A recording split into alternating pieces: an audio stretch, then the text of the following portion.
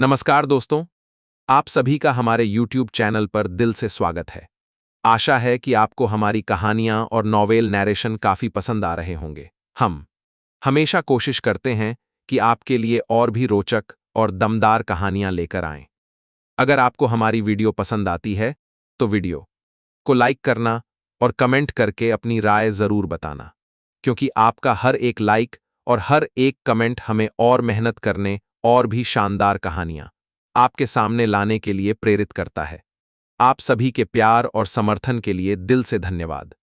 तो चलिए, अब शुरू करते हैं। अध्याय 226 विश्व का एकीकरण।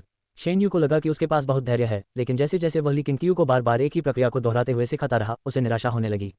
जैसे ही शेन यू अपना आपा खोने ही वाला था, ली किंगक्यू ने अचानक अपनी आंखें खोली और कहा, आखिरकार मुझे अपनी लय मिल गई है। जैसे ही उसने बोलना समाप्त किया, उसके शरीर से तलवार की ऊर्जा निकली और तुरंत उसके बगल में एक तलवार आत्मा में परिवर्तित हो गई। वह आत्मा पूरी तरह से चांदी की थी और बिल्कुल उसी की तरह दिखती थी। इस तलवार की आत्मा ने स्वयं ही स्वर्ग और पृथ्वी की आध्यात्मिक ऊर्जा को अवशोषित करना शुरू कर दिया, हालांकि बहुत कमजोर रूप से, लेकिन यह ऐसा करने में कामयाब रही। शेन युए देखने में शांत लग रहा था, लेकिन उसका दिल उथल पुथल से भरा हुआ था। ऐसा कैसे हो सकता है? यह उनका सबसे गौरवपूर्ण कौशल था और उनका मानना था कि इसे कोई नहीं सीख सकता। वह पहले ली किंगक्यू को तलवारबाजी में अद्वितीय प्रतिभा का धनी मानता था, लेकिन बाद में उसे पता चला कि ली किंगक्यू का ध्यान तलवारबाजी पर बिल्कुल भी नहीं था और यह धारणा धीरे धीरे बदल गई। अब उसे अचानक लगा कि ली किंगक्यू की तलवारबाजी की समझ बेहद आश्चर्यजनक थी। क्या इस बच्चे के तलवारबाजी का अभ्यास न करने का कारण यह था कि वह इसे बहुत सरल समझता था? अगर ध्यान से सोचा जाए तो किंगशियाओ संप्रदाय का सबसे भयानक प्रतिभाशाली व्यक्ति ली किंगक्यू होना चाहिए, जो जियांग झाओशिया से केवल 2 साल बड़ा है। संप्रदाय के नेता के रूप में उनकी स्थिति, साथ ही एक दिव्य प्राणी होने के उनके मनगढ़ंत सपने के कारण कई लोगों ने उनकी प्रतिभा को नजरअंदाज कर दिया। ये सोचते ही शेन यू की नजरें ली किंगक्यू की ओर जटिल हो गईं। ली किंगक्यू ने तलवार की शक्ति को मुक्त किया और जबरदस्ती मुस्कुराते हुए कहा, यह वास्तव में बहुत मुश्किल था। शेन यू के होंठ फड़कने लगे। ये सुनकर उसका मन किया कि वह ली किंगक्यू को एक जोरदार मुक्का मार दे। आज के लिए यहीं रुकते हैं। शेन युए के बोलने के बाद वह खड़ा हो गया। हालांकि वह उदास महसूस कर रहा था, फिर भी उसने ली किंगक्यू को उचित सम्मान दिया। ली किंगक्यू ने उनके विदा होते हुए देखा और कहा, शेन जी, मुझे आपकी तलवार आत्मा साधना विधि बहुत पसंद आई। भविष्य में यदि आप ऐसी ही कोई रचना करें तो मुझे अवश्य बताएं। मुझे आपसे बहुत उम्मीदें हैं। क्या आपको इसे ध्यान से देखने की जरूरत है? शेन यू के माथे की नसें फूल गईं, उसने हाथ हिलाया और पीछे मुड़े बिना चला गया। ली किंगक्यू को तुरंत हंसी आ गई। उसने जानबूझकर शेन युए को उकसाया था, क्योंकि बूढ़ा आदमी पहले बहुत ही दिखावा कर रहा था। वह किसी को भी खुद से ज्यादा दिखावा करने की इजाजत नहीं देता था। लेकिन क्यू उठ खड़ा हुआ और गुफा की ओर चल पड़ा। वह अच्छे मूड में था, क्योंकि तलवार आत्मा साधना विधि से उसकी साधना की गति बढ़ेगी, जिसका उसे बेसब्री से इंतजार था। उनकी कही एक बात सच थी, जूनिंग की साधना की गति ने वास्तव में उन पर दबाव डाला था। एक शिष्य अपने गुरु से आगे कैसे निकल सकता है? वह छुपकर कड़ी मेहनत भी कर रहा था। सच कहें तो जूनिंग ने पूरे संप्रदाय पर काफी दबाव डाला, लेकिन ली किंगक्यू को उसकी मेहनत में कोई कमी नहीं दिखी और वह चाहती थी कि वह यथासंभव मजबूत बने। अल्पविराम। जून से झाओ जेन और शेन युए ने मानो अपनी सफलता की यात्रा शुरू कर दी थी और उनके शिष्यों की संख्या लगातार बढ़ रही थी, जो पोषण युआन क्षेत्र के 6ठे और 5वें स्तर को पार कर रहे थे। इससे पहले केवल 4थे स्तर के शिष्यों की संख्या बढ़ रही थी, जबकि 5वें स्तर के शिष्यों की संख्या बहुत धीमी गति से बढ़ रही थी। जुलाई की शुरुआत में जिया ने पोषण युआन क्षेत्र के 7वें स्तर को पार कर लिया। उनकी लगन से की गई साधना ने सभी को यह एहसास दिलाया कि संप्रदाय के नेता के पास उनके जैसा प्रतिभाशाली शिष्य है। जैसे जैसे साधना का स्तर बढ़ता है, 100 परिशोधित दानव शरीर और भी भयावह होता जाता है, उसी स्तर को युआन ची की 100 गुना मात्रा से दबाना भयावह होता है। जिया ने झाओ जेन के साथ भी मुकाबला किया, जो सैकड़ों दावों तक चला, लेकिन अंततः उसे हार का सामना करना पड़ा। अगस्त में तीनों शियाओ बंधुओं और यूनकाई ने क्रमशः पोषण युआन क्षेत्र के 6ठे स्तर को प्राप्त किया।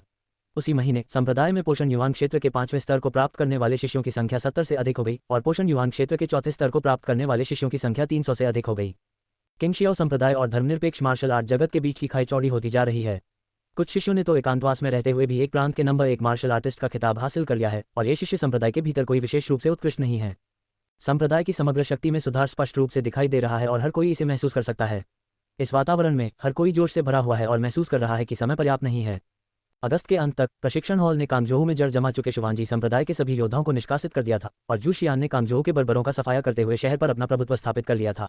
किसी अन्य सरदार ने उसका अनादर करने का साहस नहीं किया। अचानक पूरे देश में अधिकाधिक आवाजें उठने लगी, जिनमें यह विश्वास व्यक्त किया जाने लगा कि जू उपनाम अगला शाही उपनाम बन जाएगा।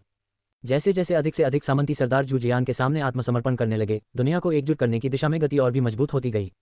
झांग यूचुन ने ली क्विंगक्यू को इस बारे में बताया, जिससे ली क्विंगक्यू खुश हो गए। जू जियान ने अच्छा काम किया। ली किंगक्यू ने उनकी प्रशंसा की और ये शब्द 1 महीने बाद जू जियान के कानों तक पहुंचे, जिससे उन्हें बहुत प्रोत्साहन मिला। झांग यूचुन ने जू शियान की मदद के लिए अपने शिष्यों को नहीं भेजा, बल्कि उसने चुपके से जू शियान को बहुत सारा पैसा दिया।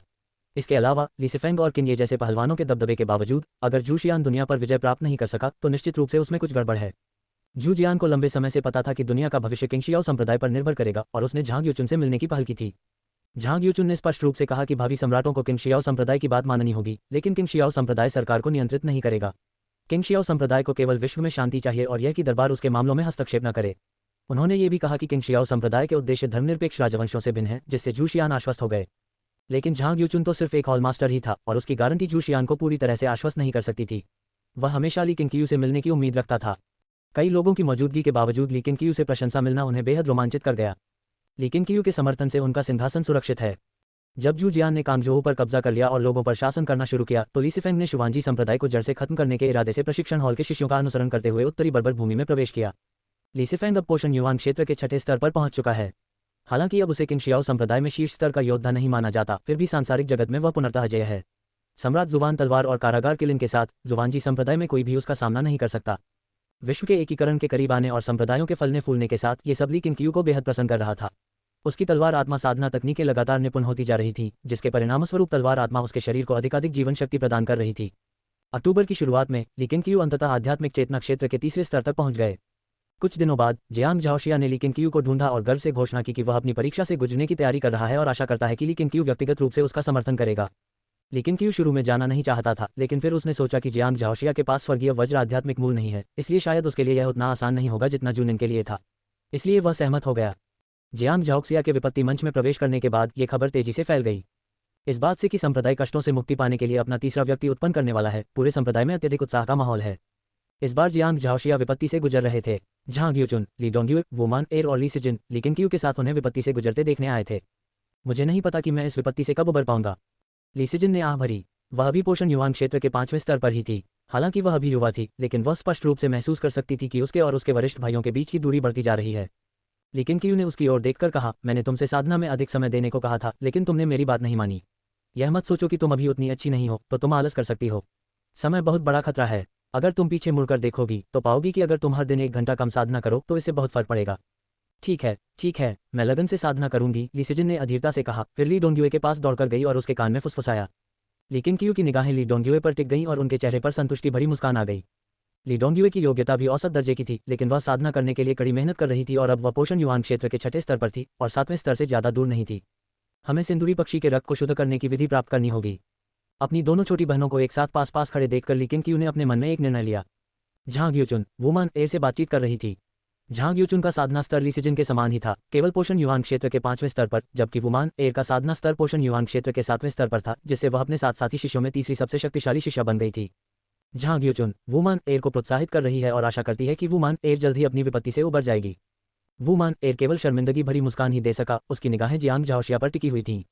वह उतना चतुर नहीं था और ली किंग ने उसे जिम्मेदारी नहीं सौंपी थी, इसलिए संप्रदाय में उसका कोई खास रुतबा नहीं था। लेकिन इसका मतलब यह नहीं है कि उसके पास कोई विचार ही नहीं थे। वह कोई साजिश नहीं रच रहा था, वह बस अपने तीसरे वरिष्ठ भाई की तरह एक चमकता सितारा बनना चाहता था, अपने वरिष्ठ भाइयों और बहनों को गौरवान्वित करना चाहता था और संप्रदाय के लिए अधिक जिम्मेदारियां लेना चाहता था। परीक्षा मंच पर जियांग झाओशिया वास्तव में काफी घबराया हुआ था। आखिरकार यह उसकी पहली परीक्षा थी। हालांकि जब उसने अपनी आंखें खोलीं और पहाड़ के दूसरी ओर ली किंग और अन्य 4 लोगों को देखा तो उसका दिल फिर से मजबूत हो गया। अपने बड़े भाई के साथ होने से अगर उसे किसी खतरे का सामना करना भी पड़े तो उसका बड़ा भाई निश्चित रूप से उसकी रक्षा करेगा।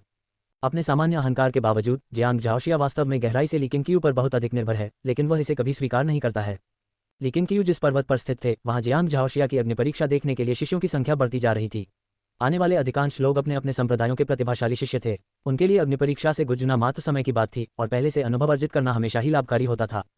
3 दिन बाद स्वर्गिक विपत्ति शुरू हुई। जब बिजली की पहली चमक गिरी तो जियांग झाओशिया को कुछ गड़बड़ महसूस हुई। उसकी जीवन शक्ति लगभग बिखर गई थी और उसे अपने शरीर के चारों ओर और अधिक जीवन शक्ति एकत्रित करनी पड़ी। पेड़ों के एक झुरमुट के ऊपर स्वर्गीय शिल्प हॉल के मिंगुआंग एक पेड़ की चोटी पर खड़े थे। अपनी टुटी सहलाते हुए वे इस बात पर विचार कर रहे थे कि क्या उन्हें अपने शिष्यों को विपत्तियों से उबरने में मदद करने के लिए कोई संरचना बनानी चाहिए। जियांग झाओशिया ने अपनी जीवन शक्ति से एक सुरक्षात्मक कवच बनाया जो नीली रोशनी से जगमगा रहा था। इससे मिंगुआंग को एक विचार आया और उसे लगा जैसे उसके मन में कुछ समझ आ गया हो, लेकिन वह बहुत अस्पष्ट था। उसे बहुत सोच विचार करना पड़ा। जैसा कि ली किंग ने अनुमान लगाया था, जियांग झाओक्सिया की सफलता की प्रक्रिया जूनिन की तुलना में कहीं अधिक कठिन थी। जब 7वीं बिजली गिरी तो जियांग झाओशिया को तेज झटका लगा और वह बुरी तरह घायल हो गया। उसके कपड़े टुकड़े टुकड़े हो गए। ये देखकर ली डोंग्युए और ली सिजिन चौंक गए और सहज रूप से ली किंग की ओर देखने लगे। ली किंग ने भौहें चढ़ाईं लेकिन कोई प्रतिक्रिया नहीं दी। ये देखकर दोनों महिलाएं फिर से जियांग झाओशिया की ओर देखने लगीं। जियांग झाओशिया ने हार नहीं मानी। वह खड़ा हुआ, अपनी तलवार पकड़ी और तीनों अमर तलवारों को चला दिया। तलवार की ऊर्जा से बनी तलवारों की 1 दर्जन से अधिक प्रतिकृतियां संकट के मंच पर प्रकट हुईं। जब आकाशीय बिजली फिर से गिरी तो उन सभी ने एक साथ अपनी तलवारें चलाईं और अपनी तलवार की ऊर्जा का उपयोग करके आकाशीय बिजली को तितर-बितर कर दिया। आशा है, एक के बाद एक बिजली गिरती रही और 17वीं बिजली गिरने तक तलवार के क्लोन बिजली से नष्ट हो गए। 3 अमर तलवारों की मदद के बावजूद जियांग झाओशिया लगातार नए घाव पहुंचाता रहा, उसकी हालत बिगड़ती गई और उसकी जीवन शक्ति तेजी से कम होती गई। जब जियांग झाओशिया पर 25वीं दिव्य बिजली गिरी तो उसकी सारी ऊर्जा समाप्त हो गई। उसके पैर कमजोर पड़ गए और वह कष्ट के चबूतरे पर घुटनों के बल बैठ गया, हौंकते हुए अपना सिर भी नहीं उठा पा रहा था। वह अब खून से लथपथ था और सामने वाले पहाड़ से उसे इस कष्ट से गुजरते हुए देख रहे सभी लोग चिंता से अपनी सांसें थामे हुए थे। पता चला कि स्वर्गिक कष्ट आसान नहीं होते। एक बार फिर गरज सुनाई दी और उसी क्षण जियांग झाओशिया को लगा कि सब कुछ धीमा हो गया है और उसका शरीर भारी महसूस हुआ। क्या यही मेरी सीमा है? उसके कानों में गरज की आवाज गूंज रही थी, लेकिन वह अब और विरोध नहीं कर सका और उसे अपने भाग्य को स्वीकार करने के अलावा कोई चारा नहीं था। हालांकि जब बिजली कड़कना बंद हुआ तो उसे कोई तीव्र दर्द महसूस नहीं हुआ। उसने आंखें उठाने की कोशिश की और अपने सामने एक आकृति देखी। हालांकि वह दूसरे व्यक्ति का केवल निचला शरीर ही देख पा रहा था, फिर भी उसने उसे पहचान लिया। खून से लथपथ चेहरे पर एक मुस्कान आ गई। उसने पकड़ने की कोशिश छोड़ दी और आगे की ओर गिर पड़ा। एक हाथ ने उसकी छाती को थाम लिया, ठीक वैसे ही जैसे बचपन में छत से गिरने पर हुआ था। यही वह हाथ था जिसने उसे संभाला था। बचपन के विपरीत अब उस हाथ का मालिक उसे डांटता नहीं था, बल्कि धीरे से कहता था, तीसरे छोटे भाई, तुमने बहुत मेहनत की है, अब से मैं तुम्हारी जगह काम संभाल लूंगा। अध्याय 227 संप्रदाय के गुरु का साधना स्तर कितना ऊंचा है। जियांग झाओशिया को घुटने टेकते देख वहां मौजूद सैकड़ों शिष्यों के चेहरे के भाव एकदम बदल गए। विशेषकर जब बिजली गिरी और जियांग झाओशिया फिर भी खड़े नहीं हो पाए तो ये देखकर वे भयभीत हो गए। क्या जियांग झाओशिया का भाग्य स्वर्गीय आपदा के तहत मरना तय है? इसके तुरंत बाद उन्होंने देखा कि जियांग झाओशिया के सामने अचानक एक आकृति प्रकट हुई, जिसने अपना हाथ उठाया और अपनी आस्तीन ऊपर चढ़ाकर आकाश से गिर रही दिव्य बिजली को सीधे ही निष्क्रिय कर दिया। संप्रदाय प्रमुख सभी ने राहत की सांस ली, खासकर झांग यूचुन, ली डोंगयुए और अन्य लोगों ने, जो जानते थे कि उनका बड़ा भाई चुपचाप नहीं बैठेगा। लेकिन क्यू के इस कदम से मानो आकाश और भी क्रोधित हो गया, क्योंकि एक विशाल और भयंकर सुनहरी बिजली का बोर्ड, जो पहले की किसी भी आकाशीय बिजली से कहीं अधिक शक्तिशाली था, अचानक धरती को हिला देने वाली ताकत के साथ नीचे गिरा, मानो आकाश ढहने ही वाला हो। इसके तुरंत बाद सभी ने देखा कि संकट के चबूतरे से 100 फुट लंबी तलवार की आभा उठी, जो तेजी से आकाश को चीरती हुई सुनहरी बिजली को काटती हुई आगे बढ़ी। शेनयू की आंखें उसे देखते ही फैल गईं। वह क्या है? वास्तव में उसने उस तलवार की ऊर्जा से अत्यधिक दबाव महसूस किया और उसकी तलवार चलाने की क्षमता इससे भयभीत हो गई। जियांग झाओशिया लेकिन क्यू की बाहों में लेटा हुआ था, अपने बड़े भाई को अपनी उंगली को तलवार की तरह इस्तेमाल करते हुए अमर परम 3 तलवारों की तलवार ऊर्जा को मुक्त करते हुए देख रहा था और उसके चेहरे पर एक मुस्कान आ गई। बड़े भाई, मुझे पता था, तलवारबाजी के बारे में आपकी समझ मुझसे बेहतर है, किसी और से बेहतर है, जियांग झाओशिया ने कमजोर ढंग से कहा। लेकिन क्यू ने कोई प्रतिक्रिया नहीं दी, क्योंकि उसने एक अत्यंत प्रबल दैवीय शक्ति का अनुभव किया। ऐसा प्रतीत होता है कि अन्य साधकों की विपत्तियों में बेवजह हस्तक्षेप करने से स्वर्गीय विपत्तियां और भी भयावह हो जाएंगी। हालांकि जियांग झाओशिया की खातिर उसे ये सब सहना पड़ा। बूम! एक और बिजली गिरी, मानो वह लिक्सुए शिखर को 2 भागों में चीर देगी। लेकिन क्यू ने अपना हाथ आकाश की ओर उठाया और भयानक युआंची ने एक विशाल चांदी की ढाल बनाई, जिसने पूरे पर्वत शिखर को ढक लिया, जिसका व्यास 20 झांग से अधिक था। इस दृश्य ने वहां मौजूद लोगों के बीच हंगामा मचा दिया। ये कितनी विशाल मात्रा में आदिम ऊर्जा है। पंथ के नेता को कष्टों से गुजरे हुए ज्यादा साल नहीं हुए हैं, फिर भी उनकी आध्यात्मिक ऊर्जा इतनी भयानक क्यों है? इतनी दूरी से भी मैं संप्रदाय के नेता की शक्तिशाली ऊर्जा को महसूस कर सकता हूँ। मानव शक्ति से आकाश को चुनौती देना। जब शिष्य इस बारे में चर्चा कर रहे थे तो जूनिंग भी हैरान रह गया। वह पहले से ही आध्यात्मिक चेतना के क्षेत्र के पहले स्तर पर थी, लेकिन इतनी विशाल मात्रा में आदिम ऊर्जा का सामना करने पर वह प्रतिरोध का एक अंश भी जुटाने में असमर्थ रही। गुरु की साधना का स्तर कितना ऊंचा है? जूनिंग के मन में एक अनवरत विचार उत्पन्न हुआ, अपने गुरु के साधना स्तर को समझना। अपनी विशाल ऊर्जा ढाल की मदद से लेकिन क्यू ने आकाशीय बिजली के 2 झटकों को सहन किया। बिजली के दोनों झटके न तो उसकी चीशील्ड को भेद पाए और न ही उसमें कोई हलचल पैदा कर पाए, जिससे चीशील्ड अविश्वसनीय रूप से ठोस महसूस हुई। दिव्य शक्ति क्षीण हो गई। जियांग झाओशिया ने अपनी परीक्षा समाप्त करने के बाद अंधेरे में कुछ महसूस किया और उसके शरीर का दर्द कम हो गया।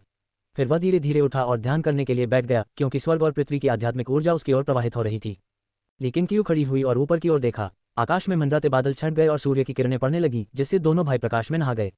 लेकिन क्यू का चेहरा अच्छा नहीं था, बल्कि गंभीर था। वह न तो भविष्य में अपने प्रत्येक शिष्य की विपत्तियों को दूर करने में सहायता कर सकता था और न ही अपने संप्रदाय के शक्तिशाली व्यक्तियों को उनकी सहायता करने की अनुमति दे सकता था।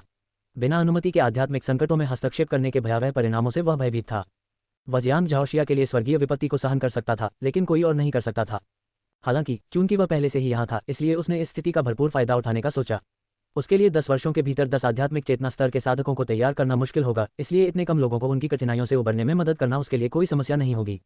लेकिन क्यू ने जियांग झाओशिया पर नजर डाली, फिर खिसक गए। इसके बाद के दिनों में स्वर्गीय विपत्ति का आतंक शिष्यों के बीच निरंतर चर्चा का विषय बन गया। पता चलता है कि संप्रदाय के नेता और जूनिंग की तरह हर किसी को यह आसानी से नहीं मिल सकता, यहाँ तक कि जियांग झाओशिया जैसी शक्तिशाली महिला भी लगभग अपनी जान गंवा बैठी थी। तुरंत ही शिष्य इस बात पर चर्चा करने लगे कि इस विपत्ति पर कैसे काबू पाया जाए।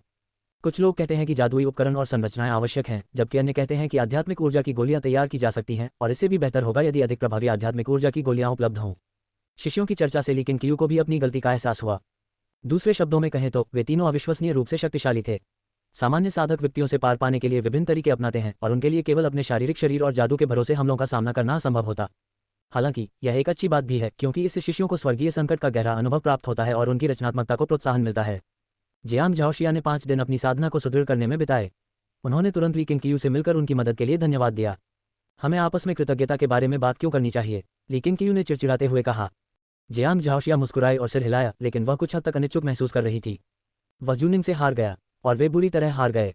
जूनिंग की परीक्षा तो बहुत आसान थी, लेकिन उसकी परीक्षा में वह लगभग मर ही गया था। संप्रदाय के शिष्यों को इन दोनों के बीच का अंतर समझना चाहिए।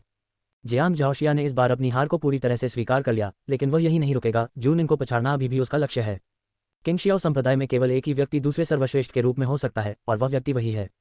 इस अवसर का लाभ उठाते हुए ली किंग कियू ने जियांग झाओशिया के सामने अपनी चिंता व्यक्त की। पश्चिम में नीला ड्रैगन क्षेत्र है, उत्तर में राक्षसों की भूमि है और दक्षिण में वह दिशा है जहां से साधक भागते हैं। भविष्य में किंग शियाओ संप्रदाय का सामना निश्चित रूप से अन्य साधना संप्रदायों से होगा। हमें सबसे बुरे हालात के लिए तैयार रहना होगा। अगर एक दिन किंग शियाओ संप्रदाय चारों तरफ से घिर जाए तो मुझे उम्मीद है कि संप्रदाय के 4 लोग आगे आकर एक तरफ से रक्षा करेंगे। जूनिंग उनमें से एक है और तुम भी उनमें से एक हो। मुझे तो ये भी उम्मीद है कि तुम इससे भी बढ़कर कुछ कर सकते हो। जब चारों तरफ युद्ध के मैदान गतिरोध से घिरे हों तब तुम संकट को चीरने वाली तलवार बन सकते हो। जियांग झाओशिया ली किंग कियू के शब्दों से रोमांचित था। उन्हें स्वयं को निखारने के लिए नई प्रेरणा मिली। उसे संप्रदाय का एक स्तंभ बनना होगा। वैसे जब तुम तारा पूर्वज के वश में थे तब चूजिंग ने तुम्हारी आत्मा में एक अजगर को प्रकट होते देखा था। तुम इसका अध्ययन कर सकते हो, शायद तुम्हारी आत्मा में इससे भी अधिक शक्ति हो। ली किंग कियू ने कुछ याद करते हुए गंभीरता से कहा। दरअसल उसे लगा कि अगर वह हस्तक्षेप नहीं भी करता तो भी जियांग झाओशिया शायद इससे उबर सकती थी, लेकिन उसने जोखिम लेने की हिम्मत नहीं की। उसने जियांग झाओशिया को साल में एक बार पहाड़ से नीचे प्रशिक्षण के लिए जाने का मौका देने का फैसला किया ताकि ये देखा जा सके कि क्या क्यू युनजेन लॉन्ग चीनी ज्योतिष में एक शक्तिशाली ड्रैगन अपनी शक्ति का प्रदर्शन जारी रख सकता है। जियांग झाओशिया ने सिर हिलाया और इसे नोट कर लिया। दोनों ने कुछ देर और बातचीत की, फिर जियांग झाओशिया ने वहां से जाने की इजाजत मांग ली क्योंकि उसे वापस जाकर थोड़ा आराम करना था। लेकिन कियू ने अपनी साधना जारी रखी और इस तथ्य से कि संप्रदाय को आध्यात्मिक जागरूकता क्षेत्र में एक और विशेषज्ञ मिल गया था, उसे और अधिक सुकून मिला। राक्षसों की भूमि से उत्पन्न खतरे के सामने उसका आत्मविश्वास और भी मजबूत हो गया। किंग शियाओ संप्रदाय 9 प्रांतों के दक्षिणी भाग में स्थित है और प्रत्येक प्रांत एक बफर जोन के रूप में कार्य करता है। यदि राक्षसों का इलाका अत्यधिक भयावह हो जाता है तो वे तुरंत वहां से निकल सकते हैं। बेशक लेकिन कियू बेहद जरूरी होने पर ही ताइकुन पर्वत श्रृंखला छोड़ना चाहता था, इसलिए उसे राक्षसों के खिलाफ युद्ध की पहले से तैयारी करनी पड़ी। अल्पविराम। जियांग झाओशिया को जिस विपत्ति का सामना करना पड़ा वह भयावह थी। हालांकि इससे संप्रदाय के शिष्य भयभीत हो गए, लेकिन वास्तव में इसने एक सकारात्मक भूमिका निभाई। शास्त्र मंडप में संरचनाओं से संबंधित गुप्त नियमावली की संख्या बढ़ने लगी है। मंत्रों और तकनीकों का योगदान आत्मीयता का विषय माना जाता है, इसलिए शिष्य इन्हें अपने तक सीमित नहीं रखते। कई शिष्य अपने अनुभवों पर दोस्तों के साथ चर्चा करने और मिलकर मंत्रोच्चार करने में समय बिताते थे। तीर्थयात्री अक्सर पहाड़ों पर चढ़ते समय जंगल में शिष्यों को इन विषयों पर चर्चा करते हुए देखते थे। कई विद्वानों और कवियों ने तो इस विषय पर कविताएं और गीत भी लिखे और कुछ लोगों ने तो इसका चित्र भी बनाया। किंग शियाओ संप्रदाय का वातावरण विश्व के नंबर 1 संप्रदाय की भव्यता को पूरी तरह से प्रतिबिंबित करता है। नवंबर जल्दी ही आ गया, लेकिन कियू को लगा कि यह साल पिछले सभी वर्षों की तुलना में तेजी से बीत गया, शायद इसलिए कि वह लंबे समय तक एकांत में रहे थे और इसलिए भी कि इस साल उन्हें परेशान करने वाली कोई घटना नहीं हुई थी। हालांकि जैसे ही उन्हें यह विचार आया वैसे ही एक ऐसी चीज सामने आ गई जिससे उन्हें सिर दर्द होने लगा। झांग यूचुन और चू जिंग ली किंग कियू की गुफा में पहुंचे और उन्हें एक महत्वपूर्ण मामले के बारे में बताया। जू जियान मर गया है, ली क्विन कियू ने भौहें चढ़ाते हुए पूछा। जू जियान एक होनहार योद्धा थे जिन्हें किंग शियाओ संप्रदाय का प्रिय माना जाता था और जिनका उद्देश्य विश्व को एकजुट करना था। उनकी मृत्यु कैसे हो सकती थी? उसने सबसे पहले ली सिफेंग के बारे में सोचा, लेकिन अगर ली सिफेंग के इरादे नेक भी होते तो भी वह इतना क्रूर नहीं होता। वह अपने छोटे भाई को अच्छी तरह जानता था। उसकी हत्या उसके ही एक सेनापति ने चाकू मारकर कर दी थी। उस सेनापति को कैद कर लिया गया है और अब ली परिवार के लीदा कांगजोउ के प्रभारी हैं। लीदा लियांग के दूसरे चाचा हैं, झांग यूचुन ने भौहें चढ़ाते हुए कहा। इससे वह बहुत क्रोधित हो गया, उसे ऐसा लगा जैसे किसी ने उसके चेहरे पर थप्पड़ मारा हो। लेकिन कियू ने उसकी ओर देखकर पूछा, ली परिवार, वे क्या करने की योजना बना रहे हैं? क्या इसका संबंध सिफेंग से है? झांग यूचुन ने गहरी सांस ली और कहा, छठा छोटा भाई इस समय उत्तरी बर्बरों के साथ है, इसलिए यह उसकी साजिश नहीं हो सकती। उस सेनापति का छठे छोटे भाई से कोई संबंध नहीं है, नहीं ली परिवार से उसका कोई करीबी रिश्ता है, कम से कम ऊपरी तौर पर तो नहीं। उसका दावा है कि उसने जू शियान को इसलिए मारा क्योंकि जू शियान ने उसके पिता की हत्या की थी। ये सच है या नहीं, यह अभी हमें पता नहीं है। इस समय कांगजोउ के लोग दहशत में हैं। ये बात जोरों से फैल रही है कि ली परिवार का दावा है कि केवल छठा छोटा भाई ही सिंहासन का उत्तराधिकारी हो सकता है। ये सुनकर ली किंग कियू ने फिर से भौहें सिकोड़ लीं। वह पेई मियाओ की डबल ड्रैगन एम्प्रेस वाली नियति के बारे में सोचे बिना नहीं रह सका। क्या भाग्य फिर से अपना खेल खेल रहा था? जू जियान की कोई संतान नहीं है, ली क्विन कियू ने पूछा। झांग यूचुन ने उत्तर दिया, उनके बेटे और बेटी को 2 साल पहले जहर दे दिया गया था, इसलिए उन्होंने ये प्रतिज्ञा की थी कि जब तक वह दुनिया को एकजुट नहीं कर लेते तब तक वह और बच्चे पैदा नहीं करेंगे। उसे किसने जहर दिया? एक नौकरानी, जिसका जू जियान के साथ खून का बदला भी था। यहाँ तक कि झांग यूचुन को भी ये शब्द सुनकर अजीब लगा। आप चाहे जैसे भी देखें, ये एक पूर्व नियोजित योजना प्रतीत होती है जिसे विशेष रूप से ली सिफेंग के लिए रास्ता बनाने के लिए तैयार किया गया था। लेकिन क्यू का चेहरा उदास था और वह गहरी सोच में डूब गया था। उन्होंने ली सिफेंग के सत्ता संघर्ष का विरोध नहीं किया, लेकिन वे इसे इस तरह से नहीं चाहते थे। एक बार कुछ शुरू हो जाए तो वह दोहराया जाएगा और नैतिक मूल्यों और सिद्धांतों का पतन होता चला जाएगा। झांग यूचुन भी सोच रही थी कि इस मामले में ली सिफेंग की क्या भूमिका थी। चूजिंग अचानक बोल पड़ी, यह मामला स्पष्ट रूप से ली परिवार द्वारा रचा गया है और इसका ली सिफेंग से कोई लेना देना नहीं है। अपनी शक्ति के बल पर यदि वह स्वयं सम्राट बनना चाहता तो उसे जूशियान पर निर्भर रहने की आवश्यकता नहीं होती। ली परिवार बहुत चतुर है और उसने खुद को पूरी तरह से साफ कर लिया है। उन्होंने ली सिफेंग की अनुपस्थिति में ये चाल चली ताकि ली सिफेंग पर कोई दाग न लगे। वैसे भी यह मामला ली सिफेंग और किंग शियाओ संप्रदाय दोनों के लिए फायदेमंद है। मुझे संदेह है कि उन्होंने ऐसा किंग शियाओ संप्रदाय के साथ घनिष्ठ संबंध स्थापित करने के लिए किया है। संप्रदाय में ली सिफेंग की स्थिति के बारे में सभी जानते हैं। मेरा विचार है कि हम इस मामले को अनदेखा कर दें और ऐसा दिखावा करें कि हमें इसकी जानकारी नहीं है या हमें इसकी परवाह नहीं है। जो होना है होने दें, दुनिया को अपने फैसले खुद लेने दें। साफ शब्दों में कहें तो ली सिफेंग के जाने के बाद जूशियान ली परिवार के सामने टिक नहीं पाया, जिसका सीधा मतलब है कि सत्ता उसके नसीब में नहीं थी। अगर उसे सिंहासन पाने के लिए ली सिफेंग पर निर्भर रहना पड़ा तो सिंहासन ली सिफेंग का ही होना चाहिए था। झांग यूचुन ने उसकी बातें सुनकर अपनी भौहें शिथिल कर ली, क्योंकि उसे वे बातें तर्कसंगत लगीं। अध्याय 228 कभी मत बदलो। चूजिंग के शब्द झांग यूचुन को मना सकते थे, लेकिन ली क्विंकियू को नहीं। ली क्विंकियू ने चूजिंग की ओर देखते हुए कहा, अगर सिफेंग सम्राट बनता है तो यह निश्चित रूप से किंग शियाओ संप्रदाय के लिए फायदेमंद होगा। लेकिन क्या आप यकीन कर सकते हैं कि जू जियान का सम्राट बनना हमारे लिए बुरा होगा? चूजिंग तुरंत ली क्विंकियू का मतलब समझ गई और आगे बोलने की हिम्मत नहीं की। ली क्विंकियू ने झांग यूचुन की ओर देखते हुए कहा, अगर जू शियान की मृत्यु आपके समर्थन से पहले हो गई होती तो हम घटनाओं को अपने आप घटने देते। लेकिन चूंकि उनकी मृत्यु आपके समर्थन के बाद हुई है, इसलिए उनके पीछे जो भी इरादे हों, आप किंग शियाओ संप्रदाय का प्रतिनिधित्व करते हैं और यह कार्रवाई किंग शियाओ संप्रदाय के लिए एक करारा अपमान है। झांग यूचुन हिचकिचाते हुए बोली, ये सच है, लेकिन हम सीधे उस व्यक्ति से हिसाब नहीं चुका सकते जिसने ये सब किया है। आखिर जू जियान किंग शियाओ संप्रदाय का सदस्य नहीं है। ये बात नहीं है कि मुझे इसके पीछे का कारण पता लगाना चाहिए, बल्कि यह है कि उन्हें अपने इरादे मुझे साबित करने चाहिए। लेकिन क्यू ने दबंग लहजे में कहा, उनके लहजे में बहस की कोई गुंजाइश नहीं थी। जू जियान की मौत के कारणों की पूरी तरह से जांच करो। अगर इसका संबंध ली परिवार से है तो लीदा को वापस लाओ, लेकिन क्यू ने सीधे आदेश दिया। झांग यूचुन कुछ देर चुप रही, फिर उसने आदेश स्वीकार कर लिया। अगर सच में ऐसा है तो क्या हमें अपने छठे छोटे भाई को सिंहासन का उत्तराधिकारी बनने देना चाहिए? झांग यूचुन ने कुछ देर सोचा और फिर पूछा। यदि वह इच्छुक है तो उसे अपनी इच्छानुसार कार्य करने दें। यदि वह इच्छुक नहीं है तो एक नया गुणी और परोपकारी स्वामी चुनें और दुनिया को शांत करने में उसकी सहायता के लिए अपनी पूरी शक्ति लगा दें। इस अराजक दुनिया का अंत होना चाहिए। लेकिन क्यू ने जवाब दिया और चू जिंग इन शब्दों से मन ही मन चिंतित हो गई। कितना दबंग रवैया है। उसने ली परिवार द्वारा किए गए अच्छे कामों को स्वीकार किया, फिर भी वह उसे बदनाम करना चाहता था। ये बहुत दुख की बात है कि वह सम्राट नहीं बन सका। वे दोनों तुरंत खड़े हो गए, झुककर प्रणाम किया और विदा हो गए। लेकिन क्यू पत्थर के पलंग पर लौट आया और उसने अपनी साधना जारी रखी। अल्पविराम। जू जियान की मौत ने पूरी दुनिया को स्तब्ध कर दिया और आसपास के तीनों प्रांतों के लोग भविष्य को लेकर भय और अनिश्चितता से भर गए। अन्य सामंतों ने इस अवसर का लाभ उठाकर अशांति नहीं फैलाई और दुनिया में एक विचित्र शांति छा गई। युद्ध तो नहीं हुआ, लेकिन वर्षों की अराजकता के कारण विभिन्न स्थानों पर डाकू बेखौफ घूम रहे थे और जनता को अभी भी शांति नहीं मिली थी। वुजोउ को दुनिया का सबसे शांतिपूर्ण स्थान माना जाता था। जैसे जैसे किंग शियाओ संप्रदाय मजबूत होता गया, डोंगलिंग प्रांत और नानचू प्रांतों ने भी किंग शियाओ संप्रदाय का संरक्षण स्वीकार करना शुरू कर दिया। इन तीनों प्रांतों में लोगों की संख्या लगातार बढ़ती गई, जिससे वे ऐसे फले फूले मानो अराजकता के दौर से बिल्कुल अलग दुनिया में आ गए हों। दिसंबर में ताइकुन पर्वतमाला भारी बर्फबारी से ढक गई, जिससे पूरी दुनिया सफेद रंग के विशाल विस्तार में डूब गई। आज सुबह एक युवा शिष्य ताबूत लेकर पहाड़ पर चढ़ रहा था। चूंकि उसने किंग शियाओ संप्रदाय का वस्त्र धारण किया हुआ था, इसलिए रास्ते में मिले शिष्यों ने उसे रोका नहीं, बल्कि केवल उसकी ओर देखते रहे और आपस में फुसफुसाते रहे। शिष्य शांत भाव और झुकी हुई पीठ के साथ किंग शियाओ पर्वत की चोटी की ओर चल पड़ा, ये सुनिश्चित करते हुए कि ताबूत के कोने सीढ़ियों को न छुएं। छोटे भाई, क्या आपको मदद की जरूरत है? प्रवर्तन हॉल के एक शिष्य ने उन्हें रोककर चिंता से पूछा। हालांकि ताबूत ले जा रहे शिष्य ने उसकी बात अनसुनी कर दी, उसके पास से गुजर गया और पहाड़ पर चढ़ना जारी रखा। इस संप्रदाय में ऐसा कोई नियम नहीं है जो ताबूत को पहाड़ पर ले जाने से रोकता हो, और प्रवर्तन हॉल के अनुयायी उन्हें रोक नहीं सकते। बहुत से उत्सुक दर्शक पीछे पीछे चल रहे थे, ये देखने के लिए कि ताबूत ले जा रहा ये शिष्य किसे खोजने जा रहा है। क्या ऐसा हो सकता है कि संप्रदाय के भीतर ही कोई व्यक्ति साथी शिष्यों को नुकसान पहुंचा रहा हो? अगर ऐसा है तो ये बहुत बड़ी बात है। किंग शियाओ संप्रदाय में साथी शिष्यों को नुकसान पहुंचाना सबसे बड़ा अपराध है, चाहे वह किसी भी रूप में हो। जब ताबूत ले जा रहा शिष्य एक के बाद एक आंगन से गुजरता हुआ यहाँ तक कि प्रवर्तन कक्ष के पास से भी गुजरा, तो वह प्रवर्तन कक्ष में प्रवेश नहीं किया, जिससे शिष्यों की जिज्ञासा और भी बढ़ गई। पर्वत की तलहटी से जुवानशिन क्षेत्र को पार करने में उसे 2 घंटे लगे। उसके कारनामों की खबर पूरे संप्रदाय में फैल चुकी थी और कुछ शिष्यों ने तो तलवारों पर सवार होकर अन्य चोटियों तक खबर पहुंचाई। शुवानशिन हॉल से गुजरने के बाद भी उसने रुकने का कोई इरादा नहीं दिखाया, जिससे कई शिष्यों को रुकना पड़ा। उन्हें एहसास हुआ कि यह व्यक्ति वास्तव में संप्रदाय के नेता को ढूंढने जा रहा था। किस प्रकार का अन्याय होना चाहिए जिसके कारण संप्रदाय के नेता को ढूंढ निकालना जायज हो? क्या ऐसा हो सकता है कि ताबूत में रखे व्यक्ति की हत्या करने वाला व्यक्ति उस संप्रदाय का एक उच्च पदस्थ सदस्य हो और केवल संप्रदाय का नेता ही न्याय की मांग कर सकता हो? ताबूत लेकर चल रहा शिष्य लिंग शियाओ आंगन के सामने की सीढ़ियों पर पहुंचा और घुटने टेक दिए। ताबूत अभी भी उस पर दबाव डाल रहा था। एक शिष्य भौहें चढ़ाकर पास आया और पूछा, आप क्या चाहते हैं? वह युआन क्यूई के लिए काम करता था और आमतौर पर संप्रदाय के नेता से मिलने के इच्छुक लोगों का स्वागत करने के लिए पास में ही रहता था। ताबूत ले जा रहे शिष्य ने दांत पीसते हुए कहा, शिष्य लियू जिंग संप्रदाय के नेता से मिलना चाहते हैं। तुम्हारी पीठ पर जो ताबूत है वह मेरी माँ का शव। लियू जिंग की बातें सुनकर शिष्य के चेहरे पर थोड़ा बदलाव आया। उसने तुरंत उसे रुकने को कहा और खुद तेजी से सीढ़ियों से ऊपर चला गया। लेकिन क्यू ने निर्देश दिया था कि यदि उनके किसी भी शिष्य को कोई शिकायत हो तो वे अपनी सामाजिक स्थिति की परवाह किए बिना उनसे मिल सकते हैं। शिष्य और सभा के उच्च पदस्थ सदस्य कुछ दूरी पर इकट्ठा होने लगे।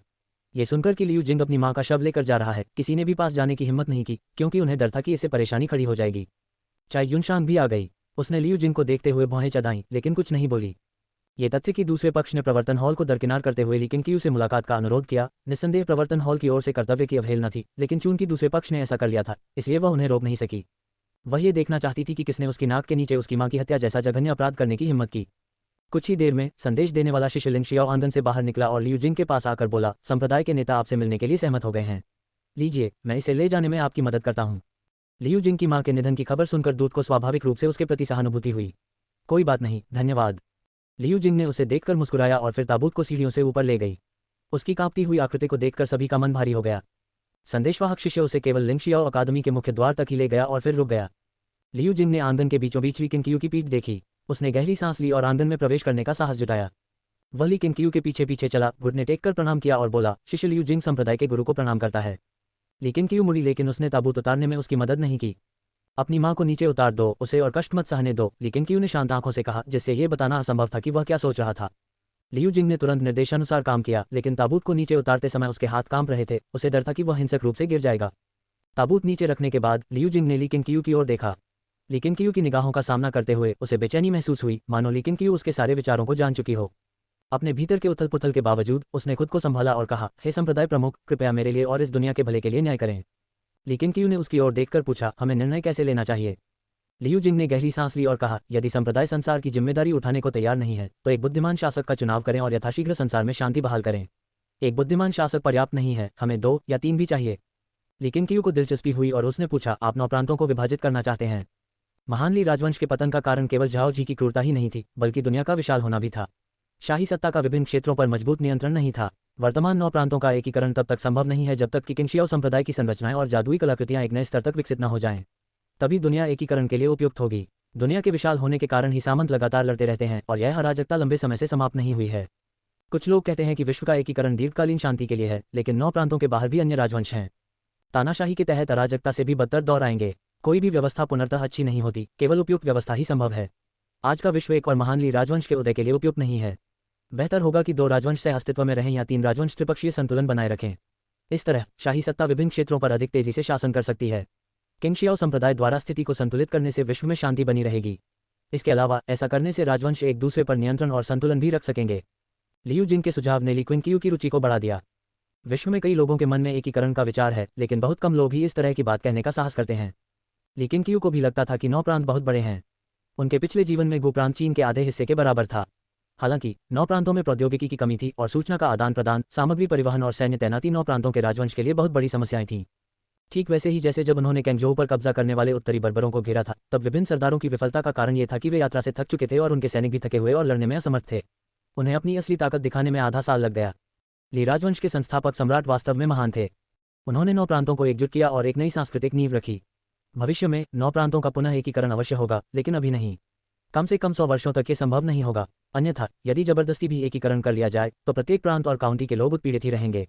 यदि लोग राजसत्ता से अपील भी करें तो राजसत्ता उनकी नहीं सुनेगी।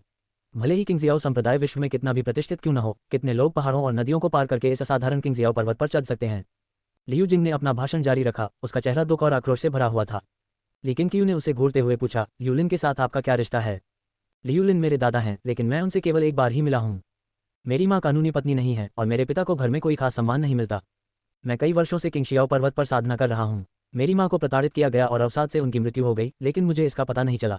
मेरे पिता मेरे दादा से मिलना चाहते थे, लेकिन घर में उन्हें कोई सम्मान न मिलने के कारण वे उनसे मिल ही नहीं पाए। लियू परिवार के संप्रदाय में कई शिष्य हैं। मेरी प्रतिभा उतनी अच्छी नहीं है, इसलिए लियू परिवार अब भी मेरी परवाह नहीं करता। संप्रदाय के गुरुजी, ये दुनिया वास्तव में एक व्यक्ति के लिए बहुत बड़ी है। यह इतनी बड़ी है कि निराशा होती है। बोलते समय लियू जिंग की आंखें लाल हो गईं। उसकी ईमानदारी देखकर लेकिन क्यू की आंखों में व्याप्त शीतलता काफी हद तक कम हो गई। 3 प्रमुख सरदारों में से एक, लियूलिन, सिंहासन के लिए जू शियान को टक्कर देने वाला व्यक्ति था। हालांकि लियूलिन की प्रतिष्ठा अच्छी नहीं थी और उसने पश्चिमी क्षेत्र पर कब्जा कर लिया था, जहां वह मुख्य रूप से भोग विलास में लिप्त रहता था। लेकिन कियू के मन में लियू जिंग की छवि थी, इसलिए जब उसने लियू जिंग का नाम सुना तो उसे याद आया कि लियू जिंग प्रतिभाशाली और कर्मचारी प्रबंधन के लिए उपयुक्त है। वास्तव में किंगशियाओ संप्रदाय में इस समय ऐसे कई लोग मौजूद हैं। बोलते बोलते उसने दाववादी चार्ट पैनल उठाया और उसमें लियू जिंग का चित्र खोजने लगा। आखिरकार हमें वह मिल गया। नाम लियू जिंग, लिंग पुरुष, आयु 19, निष्ठा नेता पंथ नेता 91/89, अधिकतम 100, खेतीबाड़ी की योग्यता औसत दर्जे की, समझने का स्तर औसत, भाग्य नागरिक प्रशासन में प्रतिभाशाली, ऋषि समान हृदय और सदाचारी चरित्र वाला। नागरिक प्रशासन में प्रतिभा, राजनीति और प्रबंधन में कुछ योग्यताएं रखता है और विश्व मामलों में रुचि रखता है। सद्गुणी हृदय वाला ऋषि, समस्त प्राणियों के प्रति करुणा से परिपूर्ण हृदय वाला, गुणी और सक्षम, चाहे शासक हो या मंत्री, वे उत्तम कार्य कर सकते हैं, वरिष्ठों और कनिष्ठों दोनों का आदर करते हैं और समस्त लोगों की सुरक्षा एवं कल्याण को अपना उत्तरदायित्व मानते हैं। अल्पविराम नागरिक प्रशासन की प्रतिभा कोई असामान्य बात नहीं है और ऐसे कई शिष्य हैं जिनका भाग्य उनके समान है, लेकिन ऋषि जैसे हृदय और सद्गुण वाला व्यक्ति अद्वितीय होता है। इसलिए लेकिन कियू ने उसका नाम नोट कर लिया और उचित समय आने पर उसे पदोन्नत करने की तैयारी कर ली। उन्हें कभी उम्मीद नहीं थी कि लियू जिंग आज अपनी मां का ताबूत लेकर उनसे मिलने आएगी। लियू जिंग की पृष्ठभूमि और उद्देश्य के बारे में जानने के बाद लेकिन कियू ने सीधे पूछा, आप क्या चाहते हैं? आप चाहते हैं कि संप्रदाय आपके लिए क्या करे? लियू जिंग ने दांत पीसते हुए कहा, कृपया लियू परिवार को नियंत्रित करने और एक राष्ट्र स्थापित करने में मेरी मदद करें। मैं सम्राट बनना चाहता हूं। मैं वास्तव में जनता को सर्वोपरि रख सकता हूं और संप्रदाय और आप सभी की अपेक्षाओं को कभी निराश नहीं करूंगा। मेरा राजवंश हमेशा आपकी तलवार रहेगा और मैं दुनिया को नियंत्रित करूंगा।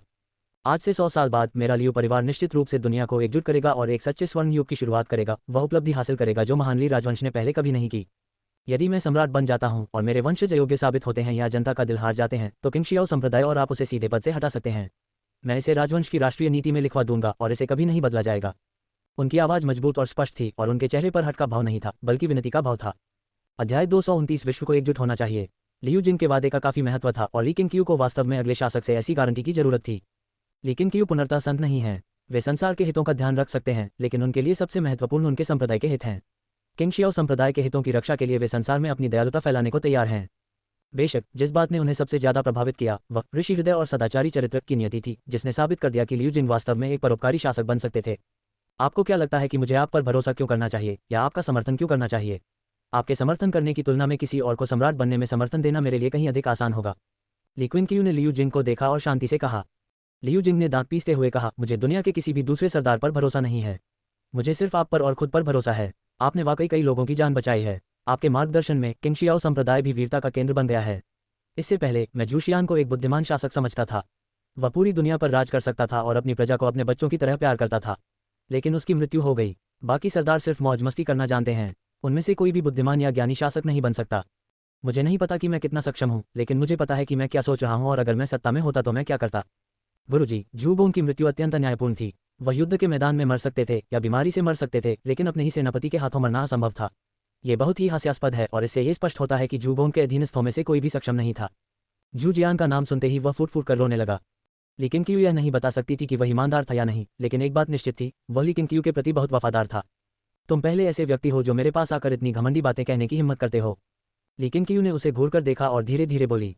जू जियान जैसी साहसी महिला भी झांग यूचुन के पास जाने की हिम्मत नहीं कर पाती थी। झांग यूचुन के सामने पेई केवल अप्रत्यक्ष रूप से जानकारी प्राप्त करने का प्रयास कर सकती थी। लियू जिंग, जिसके पास कुछ भी नहीं था, ने लेकिन कियू से मिलने का साहस किया। ऐसा साहस उस देश के किसी अन्य सरदार में नहीं देखा गया था। चाहे आप उसे साहसी कहें या आत्मघाती, वह फिर भी आया। इसके अलावा इस आदमी की अपनी कुछ योजनाएं थीं। उसने अपनी मां का ताबूत पहाड़ पर इसलिए चढ़ाया ताकि सभी शिष्य उसे देख सकें और कई लोग उससे सहानुभूति जता सकें। अगर लेकिन कियू उसे मारना चाहता तो उसे कोई वाजिब कारण ढूंढना पड़ता। इसे साहस और रणनीति दोनों का संयोजन कहना मुश्किल है। लेकिन मुझे आपका विचार पसंद नहीं आया। दुनिया बहुत बड़ी है। बेहतर होता अगर 2 राजवंश साथ साथ मौजूद होते या 3 राजवंश साथ साथ खड़े होते। क्या आपको ली सिफेंग की चिंता है? लेकिन कियू ने खुलकर बात की, जिससे लियू जिंग ने अपना सिर झुका लिया। उन्हें यह एहसास तो था कि दुनिया विशाल है, लेकिन वे ली सिफेंग से सावधान भी थे। सभी जानते थे कि ली सिफेंग दुनिया को जीत रहा है और अगर ली सिफेंग सम्राट बनना चाहता है तो लेकिन कियू का कोई मुकाबला नहीं कर सकता। उसका विचार सरल था, पहले देश के आधे हिस्से को अपने पक्ष में करना और फिर अपने कार्यों से लेकिन कियू को प्रभावित करना। उन्हें ली सिफेंग के बारे में पता चला था और यह व्यक्ति सम्राट बनने के बिल्कुल भी योग्य नहीं था। सम्राट बनना तो दूर की बात है, ली सिफेंग ने तो एक दरबारी के रूप में भी कभी कुछ नहीं संभाला था। ऐसे व्यक्ति को जनता की सुरक्षा सौंपना सरासर मूर्खता थी। लेकिन उसने यह बात जोर से कहने की हिम्मत नहीं की। उनका मानना था कि ली किंग धर्मात्मा थे, लेकिन ऋषियों की भी अपनी भावनाएं होती हैं। मैं तुमसे लियू लिन की जगह लेने का अनुरोध कर रहा हूं। तुम्हें दुनिया को एकजुट करना होगा। चाहे कितनी भी कठिनाई हो, तुम्हें यह करना ही होगा। यदि तुम असफल रहे तो मैं किंगशियाओ संप्रदाय को ली सिफेंग का पूरा समर्थन करने के लिए कहूंगा ताकि वह दुनिया पर नियंत्रण कर सके। तुम्हें यह भलीभांति पता होना चाहिए कि किंगशियाओ संप्रदाय ऐसा करने में सक्षम है। लेकिन क्यू ने लियू जिंग को ध्यान से देखा और गंभीरता से बात की। झांग यूचुन ने देश के सभी सरदारों की छानबीन की। जब 3 प्रमुख सरदारों का जिक्र हुआ तो झांग यूचुन ने भौहें चढ़ाईं। ये लियू लिन एक मूर्ख और व्यभिचारी व्यक्ति था जिसने 3 राज्यों पर प्रभुत्व स्थापित करने के बाद अपनी सारी महत्वाकांक्षा खो दी थी।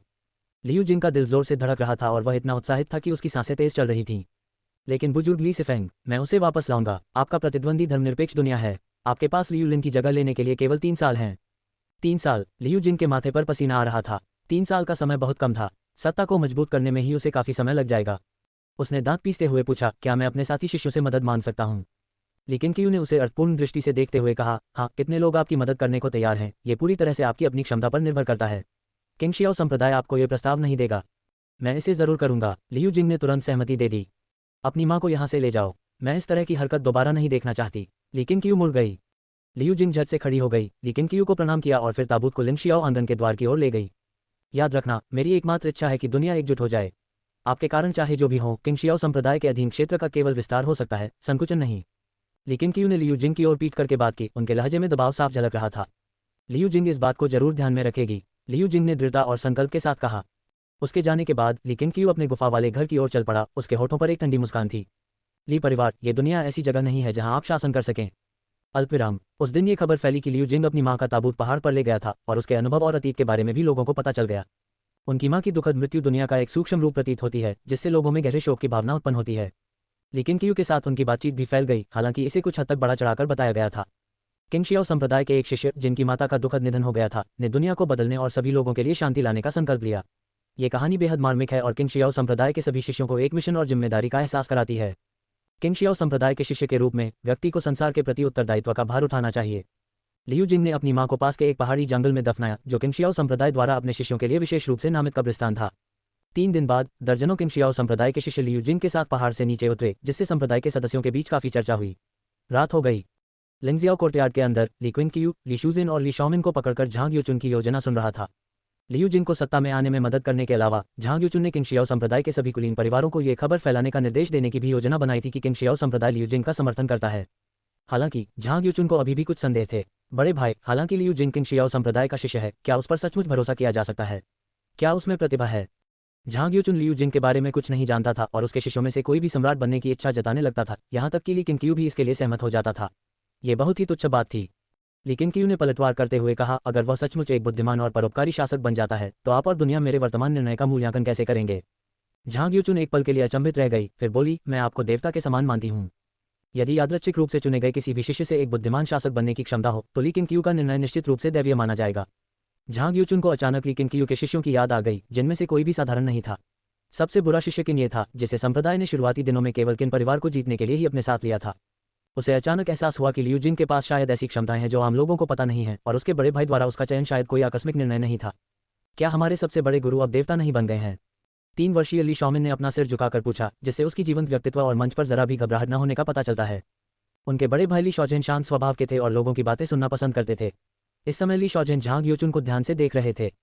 लेकिन क्यू मुस्कुराए बिना नहीं रह सकी और बोली, मैं न तो अमर हूँ और न ही देवता, मैं अभी भी अमरता के मार्ग पर चल रही हूँ। ली क्विंग क्यू ने पहले ही विचार कर लिया था कि क्या लियू जिंग को सम्राट बनने की अनुमति देने से ली सिफेंग, पेई मियाओ, ली शॉजेन और ली शाओमिन प्रभावित होंगे। कौन कहता है कि वे केवल 9 प्रांतों के सम्राट ही बन सकते हैं? दुनिया कितनी विशाल है। भविष्य में किंग शियाओ संप्रदाय का विस्तार निश्चित रूप से क्यूशू की भूमि से कहीं अधिक होगा। ली सिफेंग और पेई मियाओ की बात करें तो वे साधक हैं, तो सम्राट और साम्राज्य बनने की इतनी जल्दी क्यों? वे पहले अमरता का अभ्यास करके शांति से रह सकते हैं। लेकिन क्यू ने दोनों बच्चों को देखकर पूछा, बड़े होकर तुम अमर बनना चाहते हो या सम्राट? ली शाओमिन ने हंसते हुए कहा, मैं भी उनमें से एक बनना चाहता हूँ। ली शॉजेन ने पलटवार करते हुए पूछा, क्या ये दोनों पहचाने परस्पर विरोधी हैं? झांग यूचुन स्तब्ध रह गया। किसी कारणवश उसे अचानक लगा कि उसने स्थिति का गलत आकलन किया था। क्या ये दोनों नन्हे बच्चे सचमुच भविष्य में असाधारण प्रतिभा के धनी बन सकते हैं? ये सुनकर ली किंग क्यू दिल खोलकर हंस पड़ा। उसने ली शॉजेन और झांग यूचुन को गले लगाया, फिर झांग यूचुन की ओर देखकर बोला, यूचुन, तुम भले ही साधक हो, लेकिन तुम्हारा मन अभी भी सांसारिक दुनिया में अटका हुआ है। हमारे पास हजारों साल हैं। अगर लियू जिंग का प्रदर्शन अच्छा नहीं रहा तो हम किसी और सम्राट को सत्ता सौंप सकते हैं। अगर उसके राजवंश का प्रदर्शन अच्छा नहीं रहा तो हम किसी और राजवंश को सत्ता सौंप सकते हैं। मामला उतना जटिल नहीं है जितना तुम सोचते हो। झांग यूचुन ली किंग क्यू के दबंग व्यक्तित्व से भयभीत हो गई थी।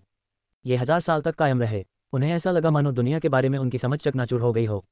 वह भी दुनिया और शक्तिशाली परिवारों के खिलाफ साजिश रचने में व्यस्त था, जबकि ली किंग क्यू को इसकी बिल्कुल परवाह नहीं थी। कारण ये था कि वह केवल वर्तमान क्षण की परवाह करता था, जबकि ली किंग क्यू हजारों वर्षों और भविष्य के बारे में चिंतित थी। तो चलिए देखते हैं कि क्या लियू जिंग पूरी दुनिया में धूम मचा सकती है, झांग यूचुन ने आशा से भरी मुस्कान के साथ कहा। स्वर्ग के नीचे सभी का शासक बनने का कार्य उस पर काफी दबाव डालता था, क्योंकि उसे डर था कि यदि उसने अच्छा काम नहीं किया तो वह अपने बड़े भाई को निराश करेगा और दुनिया में आपदाएं लाएगा। लेकिन क्यू ने इस मामले पर आगे बात नहीं की और विषय बदलकर ली सिफेंग की ओर कर दिया। एक बार जब ली सिफेंग शुवानजी संप्रदाय में अपना दबदबा कायम कर ले तो उसे वापस बुलाने का समय आ जाएगा। वह चाहता था कि ली सिफेंग और उसकी पत्नी उसके दोनों बेटों के साथ अमरता की साधना में शामिल हों। इतने वर्षों तक भटकने के बाद अब ली सिफेंग के वापस लौटने का समय आ गया है। झांग यूचुन को कोई आपत्ति नहीं थी, उन्हें भी लगता था कि ली सिफेंग को वापस लौटना चाहिए। अपने माता पिता के लौटने की खबर सुनकर ली शॉमिन खुशी से झूम उठा, जबकि ली शॉजिंग चुपचाप सोच में डूबा रहा, उसका छोटा सा सिर विचारों में खोया हुआ था। अल्पविराम। जैसे जैसे साल खत्म होने लगा, लेकिन क्यू ने एक बार फिर झाओ जैन पर ध्यान केंद्रित किया और हर दिन झाओ जैन के पैनल की जांच करने लगी। बिल्कुल आज सुबह की तरह। कठिनाइयों और असफलताओं से भरा जीवन, इस व्यक्ति को 16 वर्ष की आयु से पहले अनेक परीक्षाओं और विपत्तियों का सामना करना पड़ेगा। 16 वर्ष की आयु के बाद ये भाग्य समाप्त हो जाएगा और उनकी समझ का स्तर उच्चतर हो जाएगा। झाओ जैन इस साल 16 साल की हो चुकी है, लेकिन उसका ये भाग्य अभी तक नहीं बदला है। लेकिन क्यू को संदेह है कि यह साल के अंत तक ही बदलेगा। इसलिए जैसे जैसे साल का अंत नजदीक आता है वह और भी ज्यादा घबरा जाता है। उन्हें डर था कि स्टार एंसेस्टर झाओ जैन के लिए नियत विपत्ति नहीं थी, लेकिन क्यू झाओ जैन को फिर से ढूंढने से खुद को रोक नहीं सकी। गुफा के अंदर झाओ जैन ने अपने गुरु को हैरानी से देखा और पूछा, गुरुजी आप आजकल यहाँ काफी बार आ रहे हैं, क्या ऐसा हो सकता है कि मेरी विपत्ति अभी समाप्त नहीं हुई है? शायद ये साल के अंत तक खत्म नहीं होगा। लेकिन क्यू ने अपनी पत्थर की मेज पर बैठे हुए चाय की चुस्की लेते हुए कहा। झाओ जैन ने गंभीरता से कहा, गुरुजी चिंता मत कीजिए, मैं फिर कभी बिना अनुमति के पहाड़ से नीचे नहीं उतरूंगा। मुझे तुम पर भरोसा है, लेकिन मुझे डर है कि अगर तुम पहाड़ से नीचे नहीं भी जाओगे तो भी तुम्हारा भाग्य तय हो जाएगा। लेकिन क्यू ने बेबसी से कहा। ये सुनने के बाद झाओ जैन कुछ क्षण चुप रहा, फिर बोला, गुरुजी शायद मुझे अपने भाग्य का पता चल गया है। मुझे हाल ही में इसके बारे में कुछ अंतर्दृष्टि प्राप्त हुई है। ये सुनकर लेकिन क्यू ने उसकी ओर देखा और उत्सुकता से पूछा, तुम्हें क्या पता चला है? झाओ जैन ने गहरी सांस ली और कहा, मैंने अलौकिक शक्ति को समझ लिया है, लेकिन अलौकिक शक्ति का सृजन करने के लिए एक विपत्ति को पार करना आवश्यक प्रतीत होता है, और इस विपत्ति को केवल मैं ही पार कर सकता हूँ। ये भावना बहुत प्रबल है। अध्याय 230 अद्वितीय अलौकिक शक्तियाँ, अपना भाग्य चुनने का एक और मौका। अलौकिक शक्तियाँ, क्या आपने अलौकिक शक्तियों को समझ लिया है? लेकिन क्यू का चेहरा अजीब सा था, उसे तो लगा जैसे उसने गलत सुना हो। अलौकिक शक्तियाँ प्राप्त करना बेहद मुश्किल है। उनकी अलौकिक शक्तियाँ दाववादी परंपरा के माध्यम से वंशानुगत रूप से प्राप्त हुई थीं, जबकि जियांग झाओशिया ने अपनी अलौकिक शक्तियाँ अपने स्वयं के अवसरों के माध्यम से अर्जित की थीं। क्या 16 वर्षीय झाओ जैन अपनी बुद्धि के बल पर अलौकिक शक्तियाँ उत्पन्न कर सकता है? अपने तीसरे चाचा को कष्टों से गुजरते देखने के बाद मुझे कुछ अंतर्दृष्टि प्राप्त हुई। मुझे लगा कि आकाशीय बिजली स्वर्ग और पृथ्वी की एक बहुत शक्तिशाली शक्ति है। अगर मैं इसे अपने लिए उपयोग कर सकूं तो यह बहुत अच्छा होगा। मैंने इस दिशा में विचार किया और धीरे धीरे कुछ समझ प्राप्त की। झाओ जैन ने घटनाओं को याद करते हुए बात की। ये सुनकर ली किंग क्यू अत्यंत भावुक हो गईं। उन्हें वास्तव में पुस्तकालय में सबसे अधिक योगदान देने वाले व्यक्ति के रूप में कहलाने का हकदार माना जाना चाहिए। झाओ जैन के साथ उनके गुरु शिष्य संबंध को एक तरफ रखते हुए, हालांकि झाओ जैन युवा थे, संप्रदाय में उनका योगदान मिंगुआंग और वू शिंग्युए से कम नहीं था। उन्होंने अनगिनत साधना विधियां और मंत्रों की रचना की, जिन्हें उन्होंने निस्वार्थ भाव से संप्रदाय को समर्पित कर दिया, जिससे ताओवादी कलाओं में संप्रदाय की वर्तमान समृद्धि की नींव पड़ी। इसी वजह से झाओ जैन के कार्यकाल में कई वर्षों की देरी हुई। झाओ जैन ने पारिवारिक संबंधों के मामले में एक गलती की थी, जो उनके जीवन की एकमात्र गलती थी। हालांकि उनके नजरिए से यह कोई गलती नहीं थी। कुल मिलाकर उनके गुण उनके दोषों से कहीं अधिक थे। तो फिर आपको मुझसे क्या करवाना है? लेकिन क्यू ने पूछा। झाओ जैन ने सिर हिलाते हुए कहा, गुरुजी मुझे किसी सहायता की आवश्यकता नहीं है। मुझे इस विपत्ति को स्वयं ही पार करना होगा। जब आपने तीसरे चाचा को उनकी विपत्ति से उबरने में सहायता की थी, तब विपत्ति की शक्ति स्पष्ट रूप से दोगुनी हो गई थी, जिसका अर्थ है कि बाहरी लोगों को विपत्ति में हस्तक्षेप करने की अनुमति नहीं है। बस आप इतने शक्तिशाली हैं और तीसरे चाचा सौभाग्यशाली हैं कि उन्हें कोई प्रतिकूल प्रभाव नहीं पड़ा। क्या आपको भी इसका नकारात्मक प्रभाव महसूस हो रहा है? लेकिन क्यू ने कुछ आश्चर्य से पूछा। झाओ जैन ने गंभीरता से कहा, हालांकि मैं अपनी भावनाओं को स्पष्ट रूप से व्यक्त नहीं कर सकता, लेकिन वास्तव में मैंने यही महसूस किया है। लेकिन क्यू को अचानक महसूस हुआ कि उसकी समझ में बदलाव आने लगा है।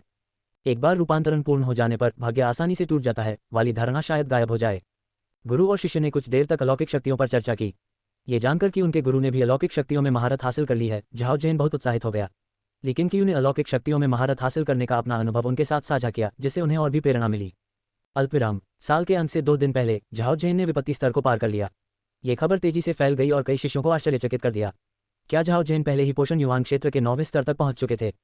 बाद में शिष्यों को पता चला कि झाओ जैन अलौकिक शक्तियां पैदा करने की कोशिश कर रहा था। अलौकिक शक्तियां प्राप्त करने के लिए एक दिव्य परीक्षा से गुजरना आवश्यक है। शिष्यों के लिए ये जानने की उत्सुकता का विषय बन गया कि अलौकिक शक्तियां क्या होती हैं। झाओ जैन ने एक दिन और एक रात तक विपत्ति मंच पर ध्यान किया और लिक्स्यू शिखर के ऊपर आकाश में गरजते बादल इकट्ठा होने लगे। वास्तव में एक स्वर्गीय विपत्ति है। लेकिन क्यू चट्टान पर खड़ी होकर कष्टों के चबूतरे को निहार रही थी और उसने धीरे से आह भरी। यद्यपि उनकी साधना का स्तर झाओ जैन से उच्च था, फिर भी दाव के बारे में उनकी समझ वास्तव में झाओ जैन से निम्न स्तर की थी। झाओ जैन द्वारा बनाए गए मंत्र और तकनीकें सभी मार्शल आर्ट की ओर उन्मुख हैं, और सच्चा मार्शल शरीर नियति इस क्षेत्र में उनकी समझ को बढ़ाएगी, इसलिए उनकी समझ उत्कृष्ट स्तर से कहीं अधिक श्रेष्ठ है। शेन यू, जू निंग और जियांग झाओशिया भी ली किंग के बगल में एक के बाद एक प्रकट हुए, ये जानने के लिए उत्सुक थे कि झाओ जैन किस विपत्ति से गुजर रहा है। केवल वे ही नहीं बल्कि सच्चे शिष्यों की आकृतियां भी पर्वत की तलहटी में स्थित जंगलों के ऊपर आकाश में लगातार प्रकट होती रहीं, सभी देखने के लिए दौड़ पड़े। सबकी निगाहों के सामने झाओ जैन के सिर के पीछे अचानक एक छोटा सा सूरज प्रकट हुआ, जो धीरे धीरे ऊपर उठता और फैलता गया और ऊर्जा के एक भंवर से घिरा हुआ था। जैसा कि उम्मीद थी, ये ग्रेट सन यांग तकनीक है और उन्होंने इसे एक नए स्तर पर पहुंचा दिया है। लेकिन कियू ने मन ही मनाह भरी। महान सूर्य यांग तकनीक झाओ परिवार की एक शाही तकनीक थी। झाओ जैन ने इसे सीखने के बाद कभी इसका अभ्यास करना बंद नहीं किया और यहाँ तक कि महान सूर्य यांग तकनीक के कई संस्करण भी विकसित किए। दैवीय शक्ति एकत्रित होने लगी और यद्यपि यह उतनी भयावह नहीं थी जितनी कि जियांग झाओशिया के कष्टों के दौरान थी, फिर भी इसने लोगों को सुस्त और दमित महसूस कराया। जब बिजली की पहली कड़कड़ाई हुई तो झाओ जैन के पीछे स्थित सूर्य का व्यास पहले से ही 3 झांग से अधिक था और बिजली के टकराने पर वह बेअसर हो गई। नहीं, यह समाधान खोजने के बारे में नहीं है, यह आत्मसात करने के बारे में है। लेकिन कियू ने ध्यान से देखा कि झाओ जैन के शरीर पर बिजली की हल्की हल्की लकीरें दिखाई दे रही थीं, जो इस बात का संकेत था कि वह दिव्य बिजली की शक्ति को सहन कर रहा था। वह केवल इसे सहन ही नहीं कर रहा था, बल्कि वह अपने शरीर को दिव्य बिजली से मजबूत बनाने के लिए heavenly gang golden body technique का भी उपयोग कर रहा था। ये बच्चा, ये तो वाकई बहुत प्रभावशाली है। जियांग झाओशिया भी झाओ जैन के प्रदर्शन से हैरान थे और उन्हें अचानक एक गंभीर संकट का एहसास हुआ। यही बात जूनिंग और शेन यू पर भी लागू होती है। इस साल के बाद झाओ जैन परिपक्व हो जाएगा और भविष्य में उसे रोकना शायद असंभव होगा। जब झाओ जैन ने 6 साल की उम्र में संप्रदाय में प्रवेश किया, तभी से हर कोई उसकी प्रतिभा को देख सकता था और सभी ने यह पहचान लिया था कि वह संप्रदाय का नंबर 1 प्रतिभाशाली व्यक्ति है और वह किंग शियाओ संप्रदाय का भविष्य होगा। लेकिन जब वह सचमुच बड़ा हुआ तो जियांग झाओशिया और बाकी दोनों को ही दिशाहीनता का अनुभव हुआ। समय कितनी तेजी से बीतता है। ये जोशीला युवक जल्द ही एक शक्तिशाली व्यक्तित्व का रूप धारण करने वाला है। बिजली की एक और तेज चमक गिरी, लेकिन वह भी झाओ जैन के सूर्य में समा गई। झाओ जैन का शरीर कांपने लगा और उनके विशेष रूप से निर्मित वस्त्र जोर से फड़फड़ाने लगे, मानो वे किसी भी क्षण फट जाएंगे। उसके सातों छिद्रों से खून बहने लगा, लेकिन वह चुप रहा, उसका मुंह कसकर बंद था। एक के बाद एक बिजली गिरती रही और उसके सिर के ऊपर सूर्य का आकार बढ़ता ही गया, उसकी शक्ति तेजी से बढ़ती गई। हर कोई इस सूर्य में समाहित भयानक शक्ति को महसूस कर सकता था। आकाश और पृथ्वी के बीच की हवा और लहरें अत्यधिक गर्म हो गईं। आकाशीय बिजली के 9 झटके लगने के बाद झाओ जैन खून से लथपथ हो गया था, लेकिन फिर भी उसने अपनी ध्यानमग्न मुद्रा बनाए रखी। इस बार ली किंग ने उस पर भरोसा करने और उसकी विपत्ति में हस्तक्षेप न करने का फैसला किया। बिजली कड़कती रही। 16वीं चोट लगने पर ही दिव्य शक्ति का क्षय हुआ। झाओ जैन नीचे नहीं गिरे, बल्कि कष्ट के चबूतरे पर बैठे रहे। उनके सिर के ऊपर सूर्य का व्यास 6 झांग से भी अधिक था, जिसकी सतह सुनहरी लपटों और लाल लपटों के धब्बों से जगमगा रही थी, जो वास्तव में एक भव्य दृश्य था। तभी अचानक ली किंग की आंखों के सामने एक नोटिफिकेशन पॉपअप हुआ। चूंकि यह पहली बार है जब किंग शियाओ संप्रदाय के किसी शिष्य ने अलौकिक क्षमता का सृजन किया है, जिससे संप्रदाय की वंश परंपरा का मार्ग प्रशस्त हुआ है, इसलिए आपको अपना भाग्य चुनने का एक अवसर दिया जाता है। अपना भविष्य चुनने का अवसर। लेकिन कियू बेहद खुश था, क्योंकि उसने कई वर्षों से भाग्य चयन पुरस्कार को सक्रिय नहीं किया था। झाओ जैन को पालने पोसने में बिताए उनके वर्षों का अंततः भरपूर फल मिला है। फिर उन्होंने झाओ जैन के पैनल का जिक्र किया। नाम झाओ जैन लिंग, पुरुष, आयु 16, निष्ठा नेता पंथ नेता 95/94, अधिकतम 100, कृषि योग्यता असाधारण, समझने की क्षमता असाधारण, नियति अद्वितीय अलौकिक शक्तियां, एक सच्ची युद्ध भावना, अतुलनीय अलौकिक शक्तियां, वह अपने ज्ञान के माध्यम से अलौकिक शक्तियों का सृजन करता है, स्वर्ग और पृथ्वी की मान्यता प्राप्त करता है और असाधारण सौभाग्य प्राप्त करता है। उसकी अलौकिक शक्तियों को स्वर्ग और पृथ्वी का सहयोग प्राप्त होगा। सच्चा मार्शल शरीर, मार्शल आर्ट के माध्यम से दांव में प्रवेश करना, मार्शल आर्ट को अमरता की विधियों में रूपांतरित करने में सक्षम। अल्पविराम, आसानी से भाग्य का भाग्य अंततः समाप्त हो गया है और उसकी जगह अतुलनीय अलौकिक शक्ति की एक नई नियति ने ले ली है, स्वर्ग और पृथ्वी की सहायता से। ये तो काफी प्रभावशाली लगता है। सबसे महत्वपूर्ण बात यह है कि झाओ जैन एक असाधारण प्रतिभा वाले व्यक्ति में बदल गए हैं। फिलहाल ली किंग के पास केवल चूजिंग की डेटाशीट तक ही पहुंच है और चूजिंग की पहले ही मृत्यु हो चुकी है। ये कहना कोई अतिशयोक्ति नहीं होगी कि आज से झाओ जैन किंग शियाओ संप्रदाय का नंबर 1 प्रतिभाशाली व्यक्ति बन गया है। लेकिन कियू ने झाओ जैन को एक गहरी नज़र से देखा, फिर मुड़कर पहाड़ से नीचे उतर गई। जूनिंग और शेन यू एक के बाद एक चले गए, जबकि जियांग झाओशिया अपनी भौहें सिकोड़कर चट्टान के सामने खड़ी रही। हालांकि झाओ जैन की विपत्ति उतनी भयावह नहीं थी जितनी उनकी थी। झाओ जैन किसी आध्यात्मिक विपत्ति से नहीं गुजर रहे थे और उन्होंने इसे दूर करने के लिए पूरी तरह से खुद पर भरोसा किया। ये बच्चा, जियांग झाओशिया ने अब से झाओ जैन को प्रतिद्वंद्वी के रूप में मानने का फैसला किया। इसके बाद के दिनों में झाओ जैन द्वारा अलौकिक शक्तियों के सृजन और स्वर्गीय कष्टों से मुक्ति की खबर तेजी से फैल गई। वर्ष के अंत के ठीक बाद झाओ जैन विपत्ति मंच से नीचे उतरे। अपनी गुफा में लौटने के बजाय वे धर्मग्रंथ मंडप की ओर चल पड़े। रास्ते में शिष्यों ने उनसे प्रश्न पूछे और उन्होंने उन सभी के उत्तर दिए। उसने जिस अलौकिक शक्ति का सृजन किया उसे ट्रू मार्शल सुप्रीम यांग कहा जाता था। वह सच्चे मार्शल सुप्रीम यांग की साधना विधि को लिखकर अपने शिष्यों के अभ्यास के लिए शास्त्र मंडप में शामिल करेगा। इससे उनके कई शिष्यों को बहुत प्रोत्साहन मिला और उनकी प्रतिष्ठा में जबरदस्त वृद्धि हुई। वसंत उत्सव नजदीक आने के साथ ही यह मामला शिष्यों के बीच चर्चा का एक गर्म विषय बना हुआ है। लिंगशियाओ आंगन के अंदर ली किंग साधना नहीं कर रहे थे, बल्कि त्योहार मनाने के लिए जल्दी आ गए थे, जिससे आंगन बेहद जीवंत हो गया था। ली किंग एक कुर्सी पर बैठे ली शॉजेन और ली शॉमिन को खेलते कूदते देख रहे थे, जबकि ली डोंगयुए और युनकाई उनके दोनों ओर बैठी उनके लिए हाथों से फूल और फल छील रही थीं। झाओ जेन लंबी मेज के कोने में बैठे थे। उनके चारों ओर 3 शियाओ भाई युआनली, जिया, यांग जुएडिंग और चेंग कांगहाई थे और वे अलौकिक शक्तियों पर चर्चा कर रहे थे। जियांग झाओशिया ली किंगकियू के सामने बैठकर अकेले शराब पी रही थी। वुमान ए ने उससे बात करने की कोशिश की, लेकिन उसने उसे अनसुना कर दिया। जूनिंग छत के किनारे पर खड़ी होकर बर्फ की सुंदरता का आनंद ले रही थी। मास्टर किंगशियाओ और शेन यू एक दूसरे के सामने अपनी बढ़ाई कर रहे थे, जिसमें किंगशियाओ धीरे धीरे पीछे छूट रहे थे। लेकिन किंगकियू को यह दृश्य इतने खूबसूरत लगे कि उन्होंने सचमुच आशा की कि हर साल ऐसा ही हो। वरिष्ठ भाई, आप शॉजिंग और शॉमिन को अमृतत्व की साधना कब शुरू करवाएंगे और उन्हें कौन सिखाएगा? ली डोंगयुए ने ली शॉजिन और दूसरे व्यक्ति की ओर देखा और अचानक पूछा। 3 वर्षीय ली शॉजिन और उसका साथी अपनी बुद्धिमत्ता और चतुराई का परिचय दे चुके हैं। वे धारा प्रवाह बोलते हैं और अपनी उम्र के अन्य बच्चों से बिल्कुल अलग हैं। हर कोई यह जानने के लिए उत्सुक है कि क्या उनमें अमरता प्राप्त करने की प्रतिभा है। लेकिन कियू ने उत्तर दिया, सिफेंग के लौटने पर वे अपनी साधना शुरू करेंगे और निश्चित रूप से सिफेंग ही उन्हें सिखाएगा। वह ली सिफेंग के भले के लिए ऐसा सोच रहा था। अगर ली सिफेंग इन दोनों लड़कों को नजरअंदाज करना और उनकी उपेक्षा करना जारी रखता है तो हो सकता है कि वह भविष्य में उन्हें नियंत्रित करने में सक्षम न हो पाए। ली शॉजिन और ली शॉमिन की तुलना में ली क्विंगकियू अभी भी ली सिफेंग को अधिक पसंद करते हैं। ली सिफेंग में चाहे कितनी भी कमियां क्यों न हो, उसका पालन पोषण उसी ने किया है और उसकी नज़रों में ली सिफेंग हमेशा एक बच्चा ही रहेगा। क्या वह बच्चों को अमरता प्राप्त करने की शिक्षा दे सकता है? इसे न्याय बनाए रखने और लोगों की रक्षा करने में बाधा न बनने दे, ली डोंगयुए ने चिंता से पूछा। समय आने पर पता चल जाएगा, लेकिन कियू ने सहज भाव से कहा कि उन्हें इस बात की बिल्कुल भी चिंता नहीं है। वह ली सिफेंग में विश्वास नहीं करता था, बल्कि ली शॉजिन और ली शॉमिन में विश्वास करता था। अब जब झाओ जेन बड़ी हो गई है तो बाल प्रतिभा का खिताब इन दोनों लड़कों को विरासत में मिलेगा। लेकिन कियू का उन्हें दबाने का कोई इरादा नहीं है, वह उन्हें अपनी प्रतिभा का पूरा प्रदर्शन करने देगा। इसके साथ ही वह अपने शिष्यों और दुनिया को यह बताना चाहता है कि किंगशियाओ संप्रदाय में प्रतिभाओं की कमी नहीं है और हर पीढ़ी पिछली पीढ़ी से अधिक शक्तिशाली है। युनकाई चुपचाप एक तरफ बैठी रही, उसका ध्यान भी झाओ जेन पर केंद्रित था। वह झाओ जेन से 5 साल बड़ी थी और उसे यह स्वीकार करना पड़ा कि झाओ जेन की प्रतिभा उससे कहीं अधिक थी। कम से कम वह अलौकिक शक्तियां तो उत्पन्न नहीं कर सकती थी। अब वह झाओ जेन को अपना लक्ष्य मानती है जिसे उसे पार करना है। जहां तक तीनों शियाओ भाइयों की बात है, वह अब उन्हें गंभीरता से नहीं लेती थी। जबकि आंगन में मौजूद हर कोई अपने अपने तरीके से मौज मस्ती कर रहा था। लोग आते रहे, कुछ लोग नए साल की शुभकामनाएं देने आए और कुछ लोग अपने अपने मामलों की जानकारी देने आए। चाई युनशांग, चू जिंग, झुयान और ली सिजिन को एक के बाद एक अस्पताल में भर्ती कराया गया। ली डोंगयुए को तुरंत एक तरफ बुला लिया गया क्योंकि प्रत्येक हॉल को संचालन के लिए धन और संसाधनों की आवश्यकता थी और उन सभी को उससे परामर्श करना पड़ता था। झुयान ने कुछ झिझकते हुए ली क्विंगकियू की ओर देखा। बहुत सोच विचार के बाद उसने खुद को दृढ़ किया। लेकिन कियू के बगल में बैठ गई और फुसफुसाते हुए कहा, पंत प्रमुख झू वंश लियू जिंग का समर्थन करने को तैयार है और उन्होंने अपनी कार्रवाई शुरू कर दी है। अध्याय 231 किलिंग का भय। लेकिन कियू ने झुयान की ओर एक नजर डाली और लापरवाही से कहा, क्या तुम्हारा झू वंश किसी मुसीबत में नहीं फंसा है जिसमें संप्रदाय के बहुत सारे संसाधन खर्च हो गए हैं? तुमने इतनी जल्दी खुद को इससे कैसे निकाल लिया और क्या तुम्हें कुछ और काम भी करने हैं? झुयान को उसके लहजे में स्पष्ट व्यंग्य सुनाई दिया। उसने बेबसी से कहा, यह वाकई मेरी गलती थी, मैंने उन्हें पहले ही चेतावनी दे दी थी। वह तियानगोंग हॉल की प्रमुख थी और उनके अपने भी कई काम थे, इसलिए वह हर समय झू परिवार पर नजर नहीं रख सकती थी।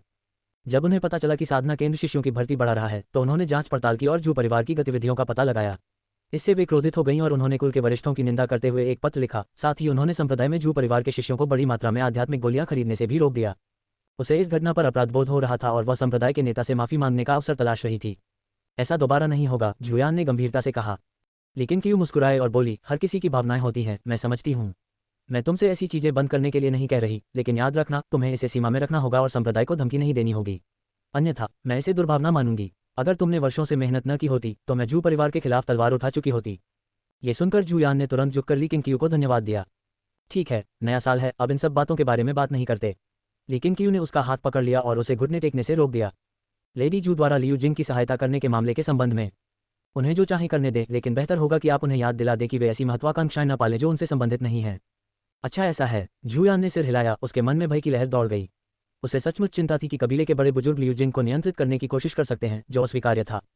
उसे एहसास हुआ कि संप्रदाय का नेता वास्तव में लियू जिंग का समर्थन करना चाहता था। जो कोई भी संप्रदाय के नेता के खिलाफ साजिश रचने की हिम्मत करता, चाहे वह उसे उकसा ही क्यों न रहा हो, संप्रदाय का नेता पहाड़ से उस पर नजर रख रहा होता था और उसके जाल में फंसने का इंतजार कर रहा होता था। झुयान ने ली किंगकियू को परेशान करना बंद कर दिया, उठ खड़ी हुई, लंबी मेज के चारों ओर घूमी और चाई युनशांग से बात करने चली गई। लेकिन किंगकियू का मूड अच्छा था और उनके चेहरे पर हर समय मुस्कान बनी हुई थी। सबसे महत्वपूर्ण बात यह है कि झाओ जेन की जानलेवा विपत्ति आखिरकार समाप्त हो गई है और उसे अपना भाग्य चुनने का एक और मौका भी मिल गया है।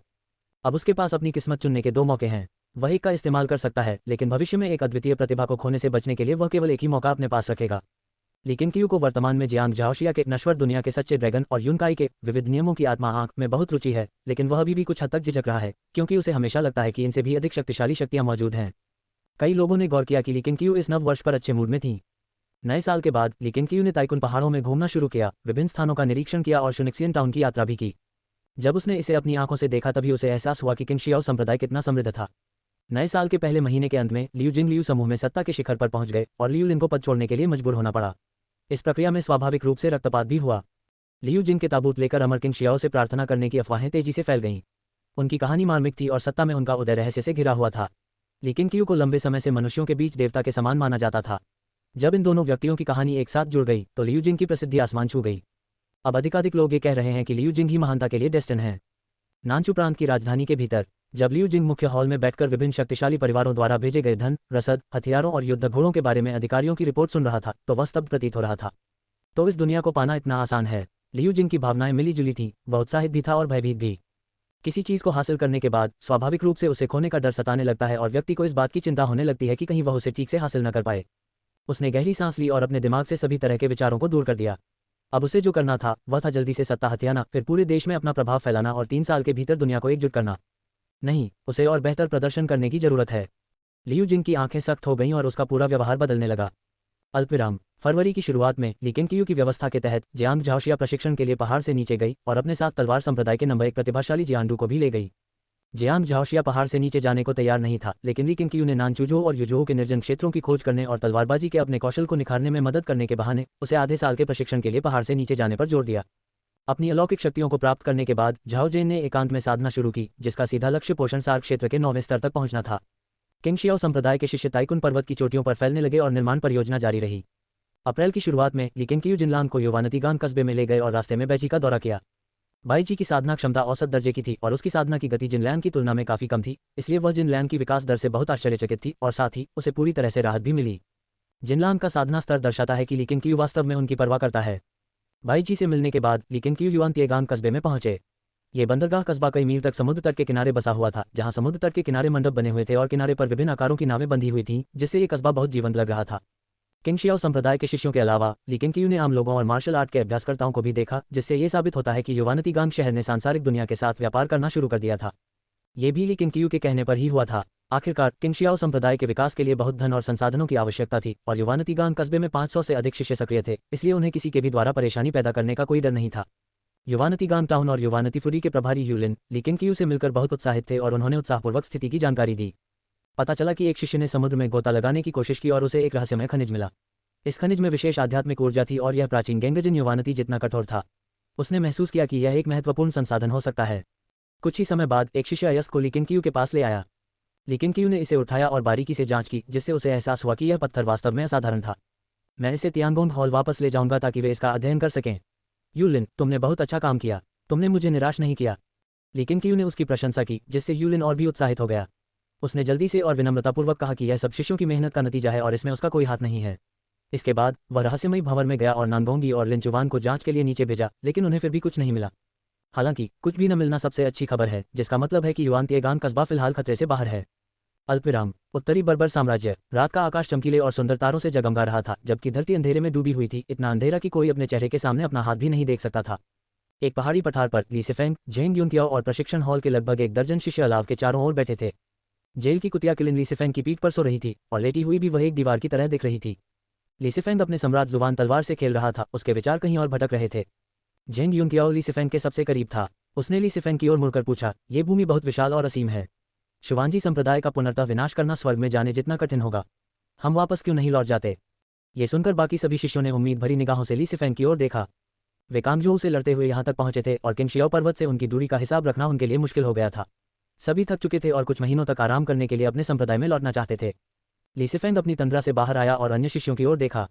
उसने उनकी निगाहों को समझा, कुछ पल सोचा और फिर बोला, ठीक है, हम कल सुबह सबसे पहले वापस चलेंगे। ये सुनकर शिष्यों ने जय जयकार किया और कुछ तो खुशी से उछलकूद करने लगे और नाचने लगे। वे उत्साहपूर्वक यात्रा के दौरान हासिल की गई अपनी उपलब्धियों पर चर्चा करने लगे और हर कोई अपनी अपनी उपलब्धियों का प्रदर्शन करने लगा। उन्हें देखकर ली सिफेंग भी भावुक हो गया। ये शिष्य इतने शक्तिशाली हैं कि उसे अधिकतर समय कार्रवाई करने की आवश्यकता नहीं होती है, जिससे वह किंगशियाओ संप्रदाय के प्रति उत्सुक रहता है। आज किंगशियाओ संप्रदाय कितना शक्तिशाली है। प्रशिक्षण कक्ष में शिष्यों की बातचीत सुनकर ही उसे वापस जाने की इच्छा होने लगी, क्योंकि वह दबाव महसूस कर रहा था। प्रशिक्षण केंद्र के प्रमुख होने के नाते वह साधना में कैसे पिछड़ सकते थे। बेशक उन्हें अपनी पत्नी और बच्चों की भी याद आती थी। झेंग युनकियाओ हंसते हुए बोली, अब जब हम वापस आ गए हैं तो हमें युद्ध तकनीक प्रतियोगिता की तैयारी करनी चाहिए। जब मार्शल आर्ट टूर्नामेंट का विषय सामने आया तो ली सिफेंग को इसमें दिलचस्पी हुई और उसने झेंग युनकियाओ से बातचीत शुरू कर दी। रात के आकाश में एक टूटता तारा तेजी से गुजरा जिसे किसी ने नहीं देखा, लेकिन उन्होंने पहले भी कई बार ऐसे रात के दृश्य देखे थे, इसलिए यह उनके लिए कोई असामान्य बात नहीं थी। कुछ समय बाद सोराह किलिन अचानक अपनी आंखें खोलकर धीरे धीरे अपना सिर ऊपर उठाया और दूर देखने लगा। ली सिफेंग ने उसकी हलचल देखी और अपना सिर घुमाकर देखा। ये देखकर कि वह दूर कहीं देख रहा है, वह तुरंत उठ गया और उसकी नज़र का पीछा करने लगा। जमीन दूर दूर तक अंधेरे में फैली हुई थी, लहरदार पहाड़ों की रूपरेखा के अलावा कुछ भी दिखाई नहीं दे रहा था। जेंग यूनकियाओ खड़ी हो गई और बोली, क्या कोई दुश्मन है? वह घबराया हुआ नहीं था। वे हमेशा से अजेय रहे थे, जिसने उनमें आत्मविश्वास की एक मजबूत भावना पैदा कर दी थी, जिससे वे इस भूमि पर किसी भी चुनौती या खतरे से नहीं डरते थे। मुझे नहीं पता, लेकिन जेल में बंद किलिन की इंद्रियां हमारी तुलना में कहीं अधिक शक्तिशाली हैं, इसलिए उसने कुछ न कुछ जरूर पता लगाया होगा, ली सिफेंग ने धीरे से उत्तर दिया। अन्य शिष्य भी शांत हो गए, खड़े हो गए और अपने हथियार निकाल लिए। जेल में बंद किलिन थोड़ा आगे झुकते हुए आगे बढ़ा और एक धीमी दहाड़ निकाली, जिससे ली सिफेंग समेत सभी लोग हैरान रह गए। अतीत में जब भी जेल का किलिन दुश्मनों का सामना करता था तो वह केवल अपना सिर उठाकर दहाड़ता था, कभी भी इस तरह का हिंसक और सतर्क व्यवहार प्रदर्शित नहीं करता था। क्या हुआ? सभी ने अंधेरे में आगे देखा, लेकिन दुर्भाग्य से उन्हें कुछ भी दिखाई नहीं दिया। वे केवल धैर्यपूर्वक प्रतीक्षा कर सकते थे। ली सिफेंग यू किलिन के मन में उठ रही बेचैनी को भांप सकता था, जिससे वह हैरान था। क्या शुवांजी संप्रदाय में कोई ऐसा व्यक्ति हो सकता है जो यू किलिन से भी अधिक शक्तिशाली हो? शियांगरुई इतना घबराया हुआ है कि शायद उसका सामना किसी इंसान से नहीं हुआ होगा। ली सिफेंग के दिमाग में एक कर्कश आवाज गूंजी, जिससे वह भौहें सिकोड़ने लगा। क्या यह इंसान नहीं है? क्या ये भूत हो सकता है? उसने मन ही मन सोचा। मुझे भी नहीं पता, लेकिन इस दुनिया में हमेशा बुरी आत्माएं मौजूद रहती हैं। मैं आपको सलाह देता हूं कि आप अभी यहां से चले जाएं। ये प्राचीन आवाज सम्राट जुबान तलवार के भीतर स्थित 1000 साल पुरानी तलवार की आत्मा से उत्पन्न हुई थी। उसका आकलन सुनकर ली सिफेंग का चेहरा एकदम बदल गया और उसने तुरंत आदेश दिया, सभी लोग अपना सामान पैक करो और तुरंत पीछे हट जाओ। ये सुनकर शिष्य चकित रह गए, लेकिन उन्होंने तुरंत प्रतिक्रिया दी। 5 सांसों से भी कम समय में वे ली सिफेंग के पीछे पीछे दक्षिण की ओर भागे। ली सिफेंग ने सीटी बजाई और यू किलिन तुरंत मुड़कर उसके पीछे दौड़ पड़ी। समूह और भी तेजी से दौड़ने लगा, बीच बीच में पीछे मुड़कर देखता रहा। जेल किलिन भी ऐसा ही कर रहा था, उसकी दहाड़ें और भी तीव्र होती जा रही थी, जिससे सभी लोग और भी तनावग्रस्त हो रहे थे। आखिर किस बात से किलिन इतने घबराए हुए होंगे? सभी शिष्यों के रोंगटे खड़े हो गए। अज्ञात खतरे सबसे भयावह थे, उन्हें ऐसा महसूस हुआ जैसे कोई उनका पीछा कर रहा हो। कोई आवाज नहीं थी, फिर भी मुझे वही अनुभूति हुई। अध्याय 232 3 सिर और 6 भुजाएं। गर्मी का मौसम आते ही किंगशियाओ पर्वत पर मौसम ठंडा हो जाता है। जंगल में 8 वर्षीय ली हुआइजेन 3 वर्षीय ली शॉजेन और ली शॉमिन के साथ खेल रही थी। उनके साथ कई अन्य बच्चे भी थे, जिनमें सबसे बड़ा बच्चा लगभग ली हुआइजेन की ही उम्र का था। अपनी माता मैडम जू द्वारा इलाज के लिए किंगशियाओ संप्रदाय में लाए जाने के बाद से ली हुआइजेन और उनकी माता किंगशियाओ संप्रदाय में ही रहे। ली हुआइजेन ने सफलतापूर्वक किंगशियाओ संप्रदाय में प्रवेश किया और एक सच्चे शिष्य बन गए। दूर नहीं, युआन किजिंग ने उन्हें बेरुखी से देखा। उसे लगा कि इन बच्चों के साथ समय बिताना बहुत उबाऊ है, लेकिन ली शॉजिंग और ली शॉमिन बहुत महत्वपूर्ण थे और वह उन दोनों लड़कों को अपनी नज़रों से ओझल नहीं होने दे सकता था। उनकी निगाह अनायास ही ली हुआइजेन पर पड़ी। इस बच्चे की प्रतिभा असाधारण थी। उन्होंने सोचा कि क्या वह संप्रदाय का अगला प्रतिभाशाली व्यक्ति बन सकता है। लेकिन अगर वह प्रतिभाशाली भी है तो भी यह कुछ नहीं है। उसने बहुत सारे प्रतिभाशाली लोगों को देखा है। किंगशियाओ संप्रदाय 9 प्रांतों में स्थित है और दुनिया भर से प्रतिभाओं को आकर्षित करता है। वर्तमान में शामिल कई शिष्य 10 साल पहले सीधे दाखिला ले सकते थे। प्रवेश की शर्तें हर साल नए मानकों के साथ कठिन होती जा रही हैं, जो किंगशियाओ संप्रदाय के तीव्र विकास का प्रमाण है। तभी एक शिष्य आकाश से नीचे उतरा और अपने पीछे गिरे हुए पत्तों को छोड़ते हुए युआन क्यूई के बगल में आकर बैठ गया। शिष्य युआन क्यूई के कान के पास झुककर कुछ फुसफुसाया। ये सुनकर युआन क्यूई ने भौहें चढ़ाकर कहा, देखते रहो और याद रखो कि वह व्यक्ति कैसा दिखता है। हाँ, शिष्य ने उत्तर दिया, फिर उछलकर जंगल के ऊपर आकाश में गायब हो गया। युआन क्यूई को जिसकी सबसे ज्यादा परवाह थी, वह स्वाभाविक रूप से उसका छोटा भाई युआन ली था। युआन ली इस साल 17 साल का हो गया है। संप्रदाय के नेता का शिष्य होने के नाते वह स्वाभाविक रूप से बहुत ध्यान आकर्षित करता है। इस साल की शुरुआत से ही लोग युआन ली से अपने लिए रिश्ता तय करने का अनुरोध कर रहे हैं। युआन क्यूई युआन ली की जल्दी शादी नहीं होने देना चाहता था। युआन ली अमरत्व की खोज में लगा हुआ था और युआन क्यूई नहीं चाहता था कि उसका छोटा भाई सांसारिक प्रेम और स्नेह के बंधन में बंधे। बेशक उसने युआन ली से पूछा था और यह युआन ली का ही विचार था। बड़े भाई होने के नाते स्वाभाविक रूप से उसे अपने छोटे भाई को इन परेशानियों से निकालने में मदद करनी ही थी। दूसरी ओर लिंगजियाओ आंगन के अंदर ली किंगक्यू चाय की चुस्की लेते हुए झांग यूचुन द्वारा किंगशियाओमिंग गढ़ की योजनाओं का वर्णन सुन रहे थे। झांग यूचुन की योजना जोंगटियन प्रांत में एक शहर बनाने की है, जो विशेष रूप से संप्रदाय के शिष्यों के विश्राम करने, साधना करने और विभिन्न साधना संसाधनों को खरीदने के लिए होगा। इसे जोंगटियन प्रांत में स्थापित करने का कारण इसे 9 प्रांतों का केंद्र बनाना और भविष्य में शाही दरबार की निगरानी करने में सक्षम होना था। इस तरह के शहर की स्थापना के लिए प्रत्येक हॉल की शाखाओं को इसके भीतर स्थापित किया जाना चाहिए, जो एक संप्रदाय की तरह एक शक्ति प्रणाली का निर्माण करती हैं, जिसमें पूर्ण व्यवस्था के लिए पारस्परिक नियंत्रण और संतुलन होता है। लेकिन क्यू ने इस पर कोई आपत्ति नहीं जताई, क्योंकि किंगशियाओ संप्रदाय को भी इस मुकाम तक पहुंच जाना चाहिए था। शाखा कार्यालय होने पर भी महत्वपूर्ण मामलों पर निर्णय लेने के लिए शहर का अपना एक प्रमुख अधिकारी होना आवश्यक है। शहर का मुखिया कौन बन सकता है? वरिष्ठ भाई, हम हॉल मास्टर और डिप्टी हॉल मास्टर में से किसी एक को चुन सकते हैं, जिससे कुछ पद खाली हो जाएंगे, झांग यूचुन ने सुझाव दिया। लेकिन क्यू ने सिर हिलाते हुए कहा, यह बात सबको बता दो और देखो कि कोई स्वेच्छा से आगे आता है या नहीं।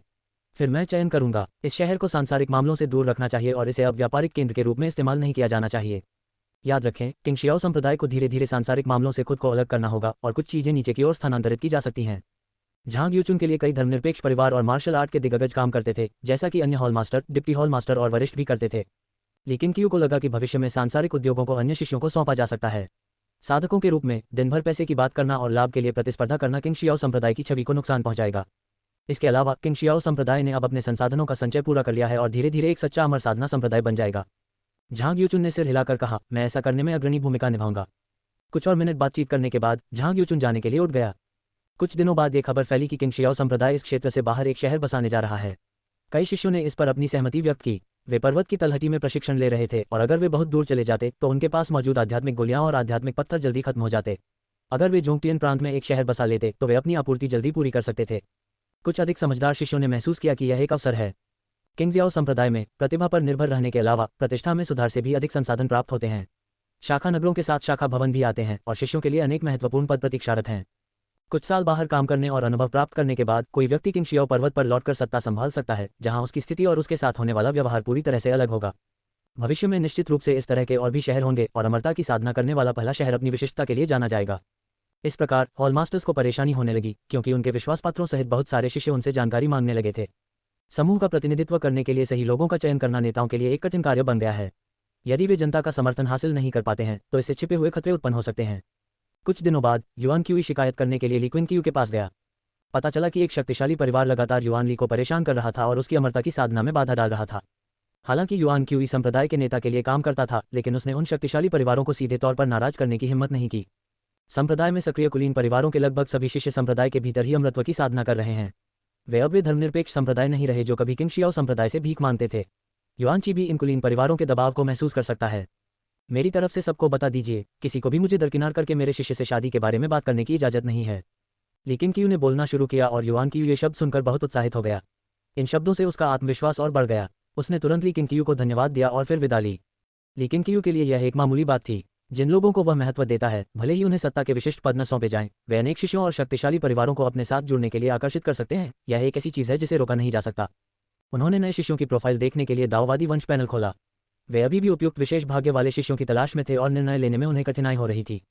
कुछ ही देर बाद जियाओ वुकिंग आंगन में दाखिल हुआ, लेकिन क्यू को प्रणाम किया और कहा, संप्रदाय के गुरु, प्रशिक्षण कक्ष का एक शिष्य आपसे मिलना चाहता है। हॉल मास्टर ली सिफेंग मुसीबत में है। ये सुनकर ली किंग क्यू का चेहरा तुरंत बदल गया और उसने कहा, उसे अंदर आने दो। हाँ, शाओ वुकिंग तुरंत मुड़ा और चला गया। लेकिन क्यू ने भौहें चढ़ाईं। उसने जल्दी से दाववादी पैनल में ली सिफेंग का चित्र ढूंढा और जब उसने देखा कि वह अभी भी वहीं है तो उसने राहत की सांस ली। ली सिफेंग के साथ आखिर क्या हो सकता है? भले ही शुवांजी संप्रदाय में ऐसे विशेषज्ञ हों जिन्होंने दाव में प्रवेश कर लिया हो, फिर भी वे उसे रोक नहीं पाएंगे। क्या इसका संबंध उत्तर के राक्षसी क्षेत्रों से हो सकता है? वो बच्चा तो हमेशा ही मुसीबत खड़ी करता रहता है। राक्षसों और दानवों की भूमि का ख्याल आते ही लेकिन क्यू पर दबाव बढ़ गया। मुख्य समस्या ये थी कि उसे यह नहीं पता था कि दानव लोक में रहने वाले दानव कितने शक्तिशाली थे। कुछ ही देर में जियाओ वुकिंग प्रशिक्षण हॉल से एक शिष्य को अस्पताल लेकर आया। लेकिन क्यू ने ऊपर देखा तो पाया कि शिष्य के वस्त्र बदले नहीं गए थे और उन पर खून के धब्बे लगे हुए थे। उसकी ऊर्जा और रक्त का स्तर अस्थिर था, जिससे वह समझ गया कि शिष्य को गंभीर आंतरिक चोटें आई हैं। प्रशिक्षण कक्ष का शिष्य लंबी मेज के पास घुटने टेक कर बैठ गया। जियाओ वुकिंग जाना चाहता था, लेकिन क्यू ने उसे रोक लिया। निर्दय, उसे उठाओ। ये सुनकर जियाओ वुकिंग ने तुरंत निर्देशानुसार कार्य किया। लेकिन क्यू ने प्रशिक्षण कक्ष में मौजूद शिष्य की ओर देखा और कहा, बैठो और बात करो। असल में हुआ क्या है? जल्दी मत करो, धीरे धीरे बताओ। प्रशिक्षण कक्ष के शिष्य ने गहरी सांस ली और फिर बैठने के लिए आगे बढ़ा। लेकिन क्यू के कहने पर जियाओ वुकिंग भी बैठ गया। उसकी निगाहें शिष्य पर टिकी हुई थीं। हॉल मास्टर ली के नेतृत्व में हमने शुवांजी संप्रदाय का उत्तर की ओर पीछा किया और उनके कई गढ़ों को ध्वस्त कर दिया। हालांकि उत्तरी सीमा बहुत विशाल थी, जिससे शुवांजी संप्रदाय का पुनर्तः उन्मूलन करना कठिन हो गया। एक रात हॉल मास्टर ली ने हमें वापस ले जाने का फैसला किया, लेकिन उसी रात हम पर हमला हो गया। उस रात की घटनाओं को याद करते हुए शिष्य कांपने लगा। उसका चेहरा पीला पड़ गया और उसकी आंखों में भय भर गया। किसी चीज ने हम पर हमला किया। अंधेरा इतना घना था कि कुछ दिखाई नहीं दे रहा था। सीनियर ब्रदर जेंग युनकियाओ कमर से 2 टुकड़ों में कट गए। हॉल मास्टर ली ने हमें पहले भागने को कहा, जबकि वह और जेल का किलिन उस भयानक प्राणी को रोकने के लिए वहीं रुक गए। हम केवल दक्षिण की ओर भाग सकते थे। जेंग युनकियाओ मर गया है। लेकिन क्यू ने तुरंत दाववादी चार्ट पैनल खोला, लेकिन उसे कहीं भी जेंग युनकियाओ का चित्र नहीं मिला। अपनी आध्यात्मिक साधना के बल पर हजारों चित्रों को देखना उनके लिए मुश्किल नहीं है। वे इसे जल्दी से कर सकते हैं और उनसे कोई गलती नहीं होगी। उनका मिजाज अचानक गंभीर हो गया। जेंग युनकियाओ 13 तलवारबाजों में दूसरे नंबर के शिष्य थे और उन्हें काफी वरिष्ठता प्राप्त थी। उन्होंने मन ही मन जेंग युनकियाओ को भविष्य में शाखा हॉल का प्रमुख बनाने की योजना बनाई थी। अप्रत्याशित रूप से जेंग युनकियाओ की उत्तरी सीमा क्षेत्र में मृत्यु हो गई। जियाओ वुकिंग भी जेंग युनकियाओ को जानता था और जेंग युनकियाओ की मृत्यु की खबर सुनकर उसके चेहरे के भाव में थोड़ा बदलाव आया। प्रशिक्षण हॉल के शिष्य ने आगे बताया, हॉल मास्टर ली से विदा होने के बाद दूसरी रात वही घटना फिर से हमारे साथ घटी। सीनियर ब्रदर जेंग यून कियाओ की तरह ही हमारी एक शिष्या अचानक कमर से 2 हिस्सों में कट गई और दर्द से चीखती हुई जमीन पर पड़ी रही। हमने उसे बचाने की कोशिश की, लेकिन तभी किसी और की कमर भी 2 हिस्सों में कट गई। हम इतने डर गए कि बस भाग ही सकते थे। मैं उत्तरी सीमा से दक्षिण की ओर भागा और वह चीज़ मेरा पीछा करती रही। जब तक मैं कांगजोहू की सीमा पर पहुंचा, मैं बिल्कुल अकेला था। इस क्षण वह रोने लगा, उसकी आवाज़ भय से भर गई थी। ये सुनकर ली किंगक्यू को अचानक कुछ याद आया और उसने फिर से दाववादी परंपरा का पैनल खोल लिया। कुछ ही सांसों के बाद उसकी आंखों में खतरनाक भाव आ गए। उन्हें शिष्य का चित्र नहीं मिला, जिसका अर्थ था कि शिष्य की मृत्यु हो चुकी थी। उसके सामने कौन बैठा था? उसे इतना बुरी तरह रोते देख जियाओ वुकिंग ने उसे दिलासा देते हुए कहा, तुम किंगजियाओ संप्रदाय लौट आए हो, डरो मत। वह चीज़ अब हमारा पीछा नहीं करेगी, लेकिन तुम्हें यह स्पष्ट करना होगा, क्या तुमने उसे बिल्कुल नहीं देखा? ये सुनकर प्रशिक्षण कक्ष में मौजूद शिष्य ने ऊपर देखा, अपने आंसू पोंछे और घबराते हुए याद करते हुए कहा, मैंने केवल एक धुंधली आकृति देखी। मेरे छोटे भाई का खून उस पर गिरा था, जिससे उसका रूप प्रकट हुआ। ऐसा लग रहा था जैसे उसके 3 सिर और 6 हाथ हों। उन्होंने अपनी बात पूरी नहीं की थी। पूजी यिक्सिंग। लेकिन कियू ने अपनी उंगली को तलवार की तरह इस्तेमाल करते हुए तलवार की ऊर्जा से वार किया और उसका सिर धड़ से अलग कर दिया। उसकी गर्दन से खून बहने लगा। शाओ वुकिंग की आंखें चौड़ी हो गईं और वह सदमे से जम गया। उन्हें कभी उम्मीद नहीं थी कि लेकिन कियू सीधे इस व्यक्ति की हत्या कर देगा। जब शाओ वुकिंग ने शिष्य का सिर जमीन पर गिरते देखा तो उसके चेहरे पर कोई भाव नहीं बदला, बल्कि उसके चेहरे पर एक अजीब सी मुस्कान आ गई। शिष्य का सिर जमीन पर पड़ा था, उसकी आंखें लेकिन कियू को घूर रही थीं और वह धमकी भरे अंदाज में मुस्कुराया, मुझे उम्मीद नहीं थी कि तुम मुझे पहचान लोगे। तुम सचमुच एक साधक हो और तुम्हारा साधना स्तर बहुत ऊंचा है। ये तो कमाल है। आम लोगों को खाने के मुकाबले मुझे साधकों को खाना ज्यादा पसंद है। तुम्हारा मांस और खून, जो आध्यात्मिक ऊर्जा से भरपूर है, बहुत स्वादिष्ट है। इसके बारे में सोचकर ही मुझे उत्तेजना होती है। उसकी हंसी बेकाबू और शरारती थी, जिससे शियाओ वुकिंग के पूरे शरीर में रोंदे खड़े हो गए। लेकिन कियू धीरे धीरे खड़ी हुई, उसकी ओर नीचे देखा और पूछा, तुम्हारा उद्देश्य क्या है? उद्देश्य तो निश्चित रूप से आपके पूरे संप्रदाय को निगल जाना है।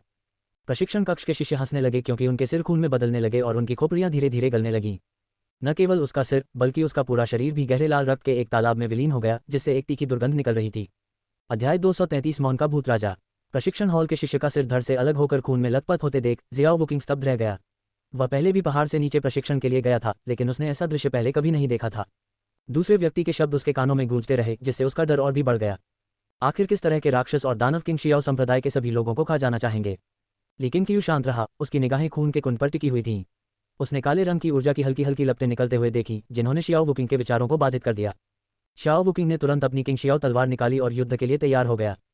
काली ऊर्जा की धुंधली लकीरें तेजी से एक मानव आकृति में विलीन हो गईं, एक घोर काली आकृति जिसके 3 सिर और 6 हाथ थे। इसका सटीक रूप स्पष्ट नहीं था, लेकिन इसकी आकृति ही असीम भय उत्पन्न करने के लिए पर्याप्त थी। इससे पहले कि वह काली आकृति हिल पाती, उसके शरीर से तलवार की ऊर्जा फूट पड़ी, मानो 1 दर्जन तलवारों की परछाइयां उसके शरीर को भेद रही हों। इस दृश्य को देखकर शियाओ वुकिंग की आंखें चौड़ी हो गईं और उसने अनजाने में ही संप्रदाय के नेता की ओर देखा। विभिन्न व्यक्तियों द्वारा उत्सर्जित तलवार ऊर्जा भिन्न भिन्न होती है। विशेष रूप से साधक तलवार ऊर्जा के प्रति अधिक संवेदनशील होते हैं, और वे निश्चित रूप से कह सकते हैं कि यह तलवार ऊर्जा संप्रदाय के नेता से आ रही है। लेकिन कियू ने यूं ही राक्षसों को नहीं मारा, उसने आत्मा चुराने वाली उड़ने वाली तलवार की तलवार ऊर्जा का इस्तेमाल किया। बार बार अभ्यास करने से उसे अपनी आत्मा चुराने वाली उड़ने वाली तलवार के प्रशिक्षण के प्रत्येक चरण के साथ नई अंतर्दृष्टि प्राप्त होती गई, जिससे उसके कौशल में लगातार सुधार होता रहा। अब वह पूर्णता की अवस्था तक पहुंच चुका है। वह आत्मा चुराने वाली उड़ने वाली तलवार के रहस्यों को तलवार की हराभा में समाहित करने में सक्षम है, जिससे उसने पूर्ण महारत हासिल कर ली है। उस रहस्यमय भूत ने स्पष्ट रूप से यह उम्मीद नहीं की थी कि उसकी विभाजित आत्मा स्थिर हो जाएगी और उसे दूर नहीं किया जा सकेगा। उसका स्वर सदमे और क्रोध से भरा हुआ था। लेकिन कियू ने और कुछ कहने की जहमत नहीं उठाई। उसने सीधे हाथ उठाया और आत्मा बंधन मंत्र का जाप किया। उसकी आंखें बैंगनी हो गईं और जैसे ही उसने मंत्र पढ़ना शुरू किया, उस रहस्यमय भूत की विभाजित आत्मा कांपने लगी। जब जियाओ वुकिंग ने उसकी आंखों में बदलाव देखा तो उसका सदमा और भय कम हो गया और उसकी जगह जिज्ञासा ने ले ली। मुझे नहीं पता ये किस तरह का जादू है। उसे अचानक एहसास हुआ कि संप्रदाय का नेता वास्तव में सर्वशक्तिमान था, मानो ऐसा कोई जादू नहीं था जो संप्रदाय का नेता न कर सके। हालांकि वह इन रहस्यमय राक्षसों की भयावह प्रकृति को समझ नहीं पा रहा था, लेकिन संप्रदाय का नेता स्पष्ट रूप से बाकी लोगों से कहीं अधिक श्रेष्ठ था। वह धैर्यपूर्वक प्रतीक्षा करने लगा और अपने मन में उठ रहे संदेहों पर विचार करने लगा। यदि प्रशिक्षण हॉल के शिष्य धोखेबाज थे, तो रहस्यमय भूत ली सेफेंग, जेंग यून कियाओ और अन्य के नाम कैसे बता सकता था? क्या ये प्रेत बाधा हो सकती है? यादें चुराना हो सकता है? शाओ वुकिंग ने भूत प्रेत के मार्ग में गहरी रुचि विकसित कर ली। एक अगरबत्ती के जलने में लगने वाले समय के बाद ली किंगक्यू ने आत्मा बंधन मंत्र को समाप्त कर दिया और सीधे लिन चुवान और नानगोंगी को बुलाया और उन्हें भूत की विभाजित आत्मा को भस्म करने का निर्देश दिया। पाताल लोक का राजा। इस विभाजित आत्मा की स्मृतियों के माध्यम से ली किंगक्यू ने अपने मूल स्वरूप का नाम और उत्पत्ति जानी। पाताल लोक का भूत राजा उत्तर से आया था। उसकी यादें तब शुरू हुई जब उसने विभाजित आत्माओं का निर्माण किया। उसने ऐसी 9 विभाजित आत्माओं का निर्माण किया और ये 9 विभाजित आत्माएं उसके पीछे दक्षिण की ओर गईं और रास्ते में मिलने वाले किसी भी व्यक्ति को खा गईं। यह उल्लेख करना उचित होगा कि यह स्मृति एक ऐसे संप्रदाय से शुरू होती है जहां शिष्यों को पाताल लोक के भूत राजा ने खा लिया था और संप्रदाय की हड्डियां एक छोटे पहाड़ के रूप में जमा हो गईं, जो पाताल लोक के भूत राजा का अड्डा भी बन गया। उस स्मृति में ली किंग ने एक झंडा देखा जिस पर 2 अक्षर कढ़ाई किए हुए थे। रहस्यमय, यह अज्ञात है कि पाताल लोक के भूत राजा और शिवांजी संप्रदाय के बीच क्या संबंध है। संभवतः पाताल लोक के भूत राजा द्वारा किंग शियाओ संप्रदाय को निशाना बनाने का कारण शिवांजी संप्रदाय से संबंधित हो सकता है, लेकिन शिवांजी संप्रदाय को पाताल लोक के भूत राजा के प्रतिशोध का सामना करना पड़ा। शिवांजी संप्रदाय के भीतर हड्डियों का पहाड़ देखकर ली किंग की रीढ़ की हड्डी में भी सिहरन दौड़ गई। यह उस समय के राक्षसी संप्रदाय के कृत्यों से भी कहीं अधिक क्रूर था। प्रशिक्षण कक्ष के उन शिष्यों को पाताल लोक के भूत राजा द्वारा नुकसान पहुंचाए जाने के विचार ने उसके भय को क्रोध में बदल दिया। इस दुष्ट आत्मा से जल्द निपटना होगा। लेकिन कियू ने शियाओ वुकिंग की ओर देखकर कहा, जाओ और लिंग शियाओ की घंटी बजाओ। हाँ, जियाओ वुकिंग तुरंत चल पड़ा, जबकि ली किंग जमीन पर फैले खून को देखता रहा, 1 इंच भी नहीं हिला। जल्द ही लिंग जियाओ घंटी बजी। इसके बाद एक एक करके हॉल मास्टर्स वहां पहुंचे। जब उन्होंने ली किंग को खून के एक तालाब के सामने खड़ा देखा तो उनके चेहरे काले पड़ गए और उन्हें एहसास हुआ कि यह बैठक शायद संप्रदाय के विकास से संबंधित नहीं थी। एक अगरबत्ती जलने के बाद ली किंग बैठ गई। झांग ग्यूचुन, क्विंगजियाओ जेनरेन, ली डोंगयू, ली सिजिन, वूमन एर, जूनिंग, जूजिन, जूयान, यांग ज्यूडिंग, झांग ग्यू, चेंग कैंगहाई, शेनयू, यानडाओजोंग और चूजिंग लंबी मेज के चारों ओर बैठे थे। सभी ली क्विंग को देख रहे थे। ली किंग ने चारों ओर नजर डाली और फिर पहले हुई घटनाओं का ब्यौरा दिया। ली सिफेन के लापता होने और जेंग युनटियाओ की दुखद मौत की खबर सुनकर सभी के चेहरे के भाव एकदम बदल गए, खासकर जूजिन के, जिसके हत्यारे इरादे को छिपाना नामुमकिन था। ये जानकर कि प्रशिक्षण कक्ष का शिष्य पाताल लोक के भूत राजा के वश में हो गया था और किंग शियाओ संप्रदाय को उकसाने आया था, सभी के रोंगटे खड़े हो गए। वहां मौजूद लोगों में से किसी को भी भूतों या राक्षसों से लड़ने का अनुभव नहीं था, इसलिए वे स्वाभाविक रूप से अज्ञात शक्ति से सावधान थे। लेकिन कियू ने अपने द्वारा एकत्रित स्मृतियों का भी वर्णन किया। शिवांजी संप्रदाय का नरसंहार पाताल लोक के भूत राजा ने किया था। इस घटना से सभी खुश नहीं थे, बल्कि इससे वे और भी अधिक बेचैन हो गए। उन सभी को आभास हो गया था कि आपदा निकट है। लेकिन कियू के बोलने के बाद जूजिन ने सबसे पहले कहा, मैं पाताल लोक के भूत राजा की जांच करने के लिए उत्तर की ओर जाने को तैयार हूं। ली सिफेंग भी उसका मुकाबला नहीं कर सकता, तो तुम क्या कर रहे हो? यांग जुएडिंग ने जूजिन को घूरते हुए कहा, क्योंकि वह ली किंग के मन की बात समझ चुकी थी। लेकिन कियू ने अपना हाथ उठाया और नीचे दबाकर उन्हें बहस बंद करने का संकेत दिया। इस बार मैं स्वयं जाऊंगा। मैं तुम्हें यह इसलिए बता रहा हूं ताकि तुम पाताल लोक के भूत राजा को दोबारा घुसपैठ करने से रोकने के लिए तैयार रहो। लेकिन कियू ने सीधे कहा। उसने जू निंग और शेन यूए की ओर देखते हुए कहा, निंगर, शेन यूए, इस दौरान एकांतवास में जाने की जल्दी मत करो। अपना ध्यान संप्रदाय पर रखो। ये सुनकर जू निंग और शेन यू ने तुरंत सिर हिलाया। इसे अभी सार्वजनिक मत करो। तुम ड्यूक जिन के विचार सुन सकते हो, वह अलौकिक मामलों में पारंगत हैं। अगर उन्हें कुछ भी गड़बड़ महसूस होती है तो तुम सबको सहयोग करना होगा। लेकिन कियू निर्देश देना जारी रखे हुए थी और सभी लोग चू जिन की ओर देखने से खुद को रोक नहीं पा रहे थे। चू जिन की असली पहचान केवल कुछ ही लोगों को पता थी और जब उन्होंने सुना कि चू जिन भूतपथ में निपुण है तो वे उसके प्रति नए सम्मान की दृष्टि से देखने लगे। बड़े भाई, आप कब रवाना होने की योजना बना रहे हैं? ली डोंगयुए ने पूछा। लेकिन कियू ने कहा, इस मामले में देरी नहीं होनी चाहिए, जितनी जल्दी हो उतना अच्छा। मैं आज ही रवाना हो रहा हूं ताकि अन्य शिष्यों को पाताल लोक के भूत राजा से नुकसान न पहुंचे। यान दाओजोंग ने प्रशंसा भरी निगाहों से ली किंग को देखा। अन्य समस्याओं के मामले में ली किंग हस्तक्षेप नहीं करते थे, बल्कि समस्या को अपने संप्रदाय के लोगों पर छोड़ देते थे। लेकिन जब ऐसे अत्यंत खतरनाक और क्रूर भूतों का सामना करना पड़ा तो ली किंग ने अकेले ही उनका सामना किया। इस तरह की जिम्मेदारी की भावना ने उन्हें प्रभावित किया। खैर, दूसरे व्यक्ति की जगह खुद को रखकर सोचने पर उसे लगा कि अगर उसे अदृश्य भूत राजा का सामना करना पड़ रहा होता तो वह शायद गंभीर खतरे में होता। इसके बाद ली किंग ने कुछ और निर्देश दिए और फिर बैठक स्थगित कर दी। झांग ग्यूचुन, ली डोंगयू, वुमान एर और ली सिजिन उसके पीछे रुक गए, उसे घेरे हुए थे और सभी कुछ हद तक चिंतित थे। अगर आपको कोई परेशानी हो तो आप जेन एर को बुला सकते हैं। अब आपको उसके साथ बच्चे जैसा व्यवहार करने की जरूरत नहीं है, लेकिन कियू ने झांग ग्यूचुन से कहा। झांग ग्यूचुन ने सिर हिलाया, उसकी आंखों में चिंता झलक रही थी। वह ली किंग को आक्रमण का नेतृत्व न करने की सलाह देना चाहता था, लेकिन उसे यह भी लग रहा था कि ली किंग सही कह रहा है। हर दिन की देरी उसके शिष्यों की मृत्यु का कारण बन सकती थी, जिन्हें असहनीय पीड़ा सहनी पड़ती। ली डोंगयुए ने उन्हें याद दिलाया, वरिष्ठ भाई, यदि प्रतिद्वंद्वी से निपटना कठिन हो तो उस पर जबरदस्ती न करें। सबसे बुरी स्थिति में किंग शियाओ संप्रदाय अपने सभी शिष्यों को एक साथ उसका सामना करने के लिए बुला सकता है। हालांकि ली सिजिन और वुमान एर ने कुछ नहीं कहा, लेकिन उनकी आंखों में चिंता साफ झलक रही थी। लेकिन कियू ने हाथ हिलाते हुए हंसते हुए कहा, ये क्या कर रहे हो? क्या तुम्हें मुझ पर विश्वास नहीं है? ये पहली बार नहीं है जब मैं पहाड़ से नीचे आ रहा हूँ। अतीत के बारे में सोचते हुए चारों को थोड़ी राहत महसूस हुई, लेकिन पाताल लोक का भूत राजा बहुत ही विचित्र और क्रूर था और वे अपनी चिंताओं को पूरी तरह से दूर नहीं कर सके। आधे घंटे बाद लेकिन कियू ने एक वीर वेशभूषा धारण की, बांस की टोपी पहनी और सोने का कमरबंद धारण किया और अपनी तलवार पर सवार होकर उड़ गया। उसने चू जिन को किंग शियाओ संप्रदाय के अंदर ही छोड़ दिया। उसकी कमर पर एक किंग शियाओ तलवार लटकी हुई थी। लिंचुवान और नानगोंगी के आसपास होने से वह जानकारी भी जुटा सकता था और जिनलैंग, जो पोषण युआन क्षेत्र में 5वें स्तर की साधना कर रहा था, छिपे हुए हथियारों की तुलना में अधिक प्रभावी था। लेकिन कियू इतनी जल्दी में इसलिए था क्योंकि वह पाताल लोक के भूत राजा की विभाजित आत्मा की यादों का अनुसरण करके उसे ढूंढना चाहता था और आशा करता था कि उसे पाताल लोक के भूत राजा जल्द मिल जाएगा। बेशक उनकी सबसे बड़ी चिंता ली सिफेंग थी। भूत राजा की विभाजित आत्मा की स्मृतियों में ली सिफेंग और कारागार किलिन ने उसे केवल आधे घंटे से कुछ अधिक समय तक ही रोके रखा। ली सिफेंग गंभीर रूप से घायल हो गया, जिसके बाद उसे 1000 वर्षीय तलवार आत्मा द्वारा ले जाया गया, जबकि कारागार किलिन के अंगों को भूत राजा ने काट दिया और उसे शिवांजी संप्रदाय में एक लोहे के पिंजरे में कैद कर दिया गया। पाताल लोक के भूत राजा ने कारागार किलिन को क्यों नहीं मारा? लेकिन क्यू को लगा कि वह न केवल अपनी भूख मिटाना चाहता होगा बल्कि उसकी अपनी कुछ महत्वाकांक्षाएं भी होंगी। अल्पविराम। शाम ढलते ही ली किन क्यू कांगजोऊ पहुंच गए थे। पिछली बार जब मैं कांगजोऊ आया था तो क्यूई परिवार के साथ काम करने आया था, लेकिन क्यू ऊर्जा से भरपूर थी और एक ही बार में उत्तरी सीमा तक उड़ान भरने के लिए तैयार थी। कैंगजोऊ अभी परिवार के नेतृत्व वाले जूशियान समूह के नियंत्रण में है।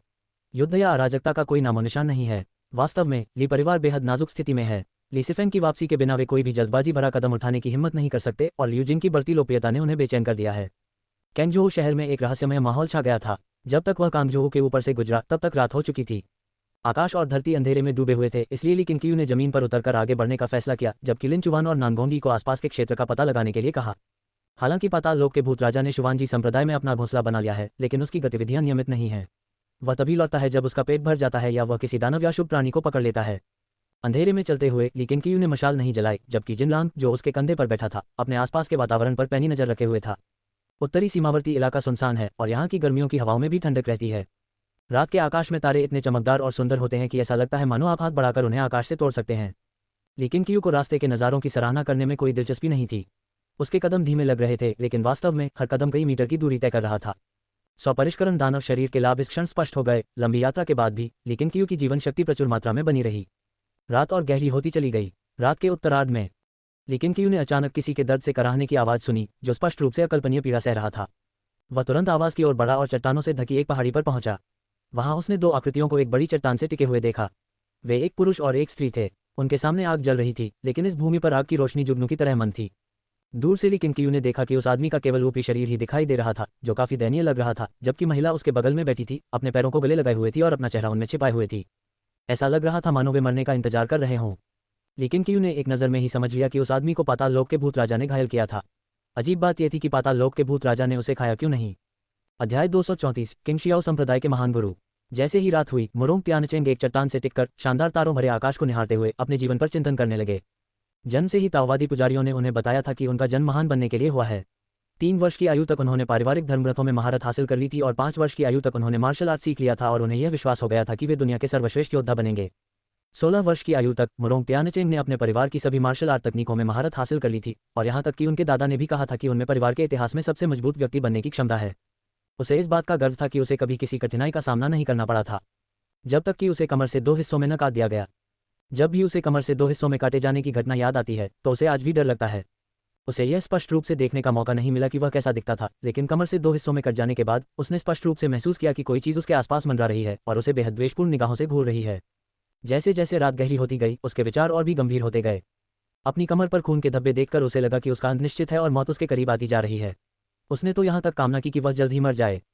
अब उसमें अपनी बहन को सांत्वना देने की ताकत नहीं बची थी और वह केवल सुन्न होकर अपने जीवन के अंतिम क्षण की प्रतीक्षा कर सकता था। तभी उसके बगल में अंधेरे से कदमों की आहट सुनाई दी, जिससे मुरोंग त्यानचेंग की पलकें फड़कने लगीं। रोती हुई मुरोंग त्यानिक्सुआन भय से कांप उठी और उसने तुरंत उस दिशा में देखा जहां से आवाज आई थी। उसने सहज ही अपने पास पड़ी तलवार को पकड़ लिया। मुरोंग त्यानचेंग ने अपनी आंखों के कोने से केवल इतना ही देखा कि एक आकृति अंधेरे से बाहर निकलकर उनके करीब आती जा रही थी। ये कौन है, इंसान है या भूत? मुरोंग त्यानिक्सुआन ने सावधानी से पूछा। उसकी आवाज आंसुओं से कांप रही थी। जैसे ही उसने बोलना समाप्त किया, लेकिन क्यू अंधेरे से बाहर निकली और मुरोंग त्यानचेंग पर 3 सुइयां फेंकी। आगंतुक को इंसान के रूप में देखकर मुरोंग त्यानिक्सुआन ने राहत की सांस ली। हालांकि उसका डर कम हो गया था, फिर भी वह सतर्क रही। इतने सुनसान स्थान पर किसी इंसान से सामना होना शायद अच्छा ना हो। मुरोंग त्यानचेंग की दृष्टि जल्दी ही साफ हो गई और उसे अपने शरीर में कुछ संवेदनाएं वापस आती हुई भी महसूस हुई, जिससे वह थोड़ा चकित सा महसूस करने लगा। लेकिन क्यू ने मुरोंग त्यानिक्सुआन की ओर देखकर पूछा, क्या उसे किसी अदृश्य शक्ति ने मार डाला? मुरोंग त्यानिक्सुआन अपनी तंद्रा से बाहर निकली, झट से खड़ी हो गई और सिर हिलाते हुए बोली, हाँ सही कहा, तुम भी उस चीज़ के बारे में जानती हो। तुम खुशकिस्मत हो कि उसने तुम्हें खाया नहीं। लेकिन क्यू ने बोलना शुरू किया और बताया कि चूंकि प्रशिक्षण हॉल के शिष्यों के प्रेत बाधित होने के मामले सामने आए थे, इसलिए उन्होंने अपनी आध्यात्मिक इंद्रिय का उपयोग करके भाई बहन की जांच की, लेकिन उन्हें कुछ भी असामान्य नहीं मिला। भूत राजा की विभाजित आत्मा की स्मृतियों में भूत राजा अत्यंत लालची था और अपने शिकार को कभी नहीं छोड़ता था। हालांकि उस व्यक्ति के घावों को देखकर लगता है कि कम से कम 2 घंटे बीत चुके थे। क्या भूत राजा जा चुका था? इसके अलावा लेकिन क्यू उन दोनों के मूल के बारे में भी बहुत उत्सुक थी। कमर पर इतनी गंभीर चोट को रोक पाना केवल आंतरिक शक्ति का मामला नहीं था। आखिर वह चीज़ क्या है? कोई भूत? मुरोंग त्यानिक्सुआन ने सावधानी से पूछा। लेकिन क्यू ने उत्तर दिया, हाँ, एक भूत जो मनुष्यों को खाना पसंद करता है। उन्हें खाने से पहले वह अपने शिकार को यातना देता है। दुनिया में इससे भयानक यातना और कोई नहीं हो सकती। इन शब्दों ने मुरोंग त्यानिक्सुआन को एक बार फिर उसके पुराने डर की याद दिला दी। ऐसा नहीं था कि वह अपने दूसरे भाई के साथ भागना नहीं चाहती थी। पहली बात तो ये थी कि मुरोंग त्यानचेंग की चोटें बहुत गंभीर थी और दूसरी बात, उसे हमेशा लगता था कि वह चीज़ आसपास ही है। भाई, मुझे ठीक करने के लिए धन्यवाद। मैं अब और जीवित नहीं रह सकती। कृपया मेरी 5वीं बहन को वापस कांगजोउ ले जाए, हमारा मुरोंग परिवार आपका एहसान जरूर चुकाएगा। मुरोंग त्यानचेंग ने ली किंगकियू की ओर देखा और कमजोर आवाज में कहा। रात के अंधेरे में वह बेहद दयनीय लग रहा था, उसका केवल ऊपरी शरीर ही बचा था। ली किंगकियू ने भौहें चढ़ाकर पूछा, मुरोंग परिवार, मुरोंग शी का आपसे क्या रिश्ता है? मुरोंग त्यानिक्सुआन ने आश्चर्य से पूछा, क्या आप मेरी बहन को जानते हैं? ली किंगकियू की मुरोंग शी से कभी मुलाकात नहीं हुई थी, लेकिन वह झांगपिन की परवाह करता था और जानता था कि ऐसी कोई महिला झांगपिन को परेशान कर रही है। मैं सिर्फ उसे जानती हूँ। तुम अपने भाई को वापस ले आओ। मैंने उसका खून बहना बंद कर दिया है। अब से बस उसे पानी पिलाते रहो, वो बच जाएगा। ली क्विंगकियू ने उत्तर दिया और फिर मुरोंग त्यानचेंग और मुरोंग त्यानिक्सुआन के बीच चलते हुए आगे बढ़े। 2 कदम चलने के बाद ली किंगकियू अचानक रुक गया। मुरोंग त्यानचेंग की ओर पीट करके उसने कहा, हिम्मत मत हारो। जब तक तुम जिंदा हो, उम्मीद है। अगर तुम सच में मरना चाहते तो अब तक डटे नहीं रहते। तुम्हारे दिल में जरूर कोई नाराजगी है। सोचो कि तुम्हें किस बात की नाराजगी है। ये सुनकर मुरोंग त्यानचेंग की पुतलियां फैल गईं। ये देखकर कि वह जाने ही वाला है, मुरोंग त्यानिक्सुआन ने जल्दबाजी में पूछा, आपका नाम क्या है? हमें कम से कम अपने उपकारक का नाम तो पता होना चाहिए। ली क्विंगकियू। जैसे ही उसने बोलना समाप्त किया, ली किंगकियू अंधेरे में समा गया और गायब हो गया। ली क्विंगकियू। मुरोंग त्यानिक्सुआन ने भौहें चढ़ाकर खुद से बुदबुदाते हुए उस नाम को दोहराया। उसे लगा कि यह नाम जाना पहचाना है, लेकिन वह ठीक से याद नहीं कर पा रही थी कि यह किसका नाम है।